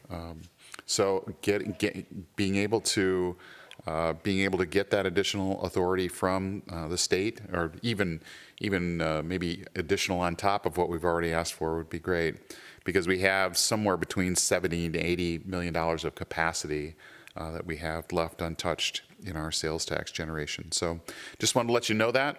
There's a House companion bill that will be taken up in a hearing on Thursday, and then we'll see what happens from there. That's what I got. Thank you. Thank you. Member Agnew, you want to lead us off on council comments? I do. Can I lead us off? Maybe, was it I think it was our last meeting already now, when the topic of, I'll just say, charitable gambling was reviewed and approved. And there were some questions, I think, on what was within our power as a city in terms, I had questions very specifically related to the electronic versions of this method of charitable gambling. And I think that we got a little bit more clarity on that. And so I'm wondering if we can ask Dave Kendall to just provide an update on like what we can do as a city and what is required in terms of whether you have electronic or whether you have just paper options. Sure. So if you have electronic pull tabs, you must also have paper pull tabs. If you want to have paper bingo, you must also have one other form of legalized gambling. Aside from that, I don't believe there are a lot of limitations. Cities can prohibit gambling entirely, lawful gambling entirely. Therefore, I think they can, with the exceptions of the things I just mentioned, they can kind of pick and choose which types of gambling to authorize. So if the question is whether you want to only authorize more analog or paper types of gambling and not electronic gambling, I think that would be an option. Wonderful. Thank you for providing an update on that. I don't think that in my member comments, will open up a conversation now, but I do think that it's something that I would like us as a council to consider is, do we want to amend what we just put into place to restrict the electronic versions? And maybe my ask before folks go out or have an opinion on that is go somewhere and try them out. I think it'll be important for folks to really know what it is that we're talking about having as a part of our establishments. Outside of that, really enjoyed seeing a lot of folks at the Edina Give and Go Gala. I think that they raised a lot of money and that was a beautiful event. So glad to see that this last Friday. And I think that that's it. Thank you. Thank you. Councilmember Pierce. This way. Thanks, Mr. Mayor. I had one question for Manager Neal. We had 911 service go out a couple times. Can you speak to what the issue was and what steps we're taking moving forward? I can speak to it in general, and maybe Mr. Venny could speak to it in more specifics, but my understanding is that there was a fiber provider or fiber partner kind of upstream from us that had an issue between two data centers, and that's what caused not only outages for us, but outages for other PSAPs or dispatch centers in Hennepin County as well. Maybe not to the same extent as ours, but we were able to handle it through the resilience of the system. that allows us to roll our calls over to St. Louis Park or to one of the other kind of singles or standing PSAPs. And we were able to not lose any calls during that time, and hopefully not, we haven't received any direct complaints about it. But it is a human system. It's going to have human failings to it. So not only do we pursue those partners to make sure they're repairing it and make sure those repairs are going to stand, but we need to make sure we're able to react to it if it does fail. And I think that's where a lot of training came in over that weekend. Thank you. Right. Yeah, that's my understanding is how it all came together as well too. And we are going to have a debrief and after action as well too. So we have some learning points that we will have at our fingertips too. Okay, thank you. And then the only other one I had, Member Agnew mentioned it, the Edina Give and Go fundraiser. It's fun. You know, it's kind of weird when we go to these things because, like, we don't talk to each other. Right? It's like you look the other way because we're all there. But it's definitely a fun event, and my understanding is that they did extremely well. So glad to be able to continue to support that organization. Yeah, and that's it. Thanks for that. Councilmember Jackson.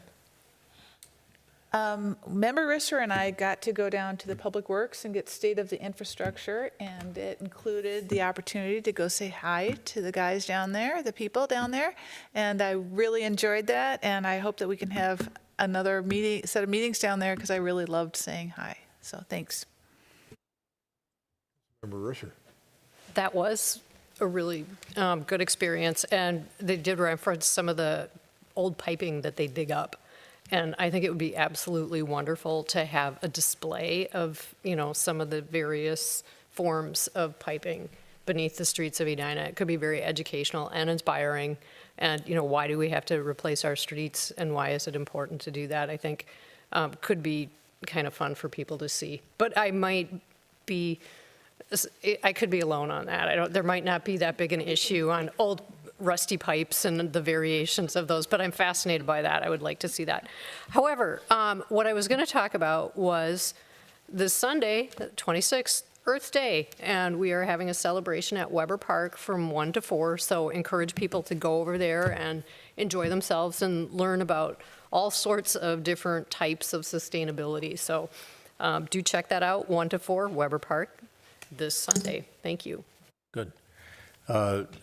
Yeah, the Edina Give and Go event was terrific, and I just happened to run into, well, I guess it was yesterday when we had State of the City. Stephanie, who runs the organization, said that they had made over $100,000, so it was quite a good evening for them. And then we had a good turnout at State of the City. Manager Neal did a nice job as the MC. Our new superintendent was terrific, I thought, and everything.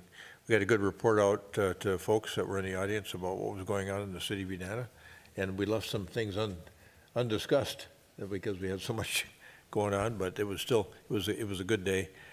I mentioned that we had the new library going up, and I forgot to mention in context of the new library in the Arts Center that our own Councilmember Jackson has had a nice role in thinking about getting that going along with other folks, but she was certainly there thinking about what was possible at that new library. So thanks for that. Yeah, appreciate that. And I forgot to mention that yesterday. So I think that's it for me. Manager Neal, anything else? I just wanted to note that you made a couple comments about Public Works. The Public Works annual open house is May 21st this year. 4 to 8, Chad, something like that? 4 to 7. Okay, thanks. Okay. I was just checking in my calendar to see if there was anything else I should give people notice on. I'll be at that one on Weber Park with you on Sunday. And let's see here real quick. That's it. That's good. Is there a motion to adjourn? So moved. I second. Member Pierce moves, Member Agnew seconds. We adjourn the City Council meeting of the City of Edina this Tuesday, April 21st, 2026 at 9:55 p.m. Any further discussion? All those in favor of adjournment, say aye. Aye. Opposed? Carried. We stand adjourned.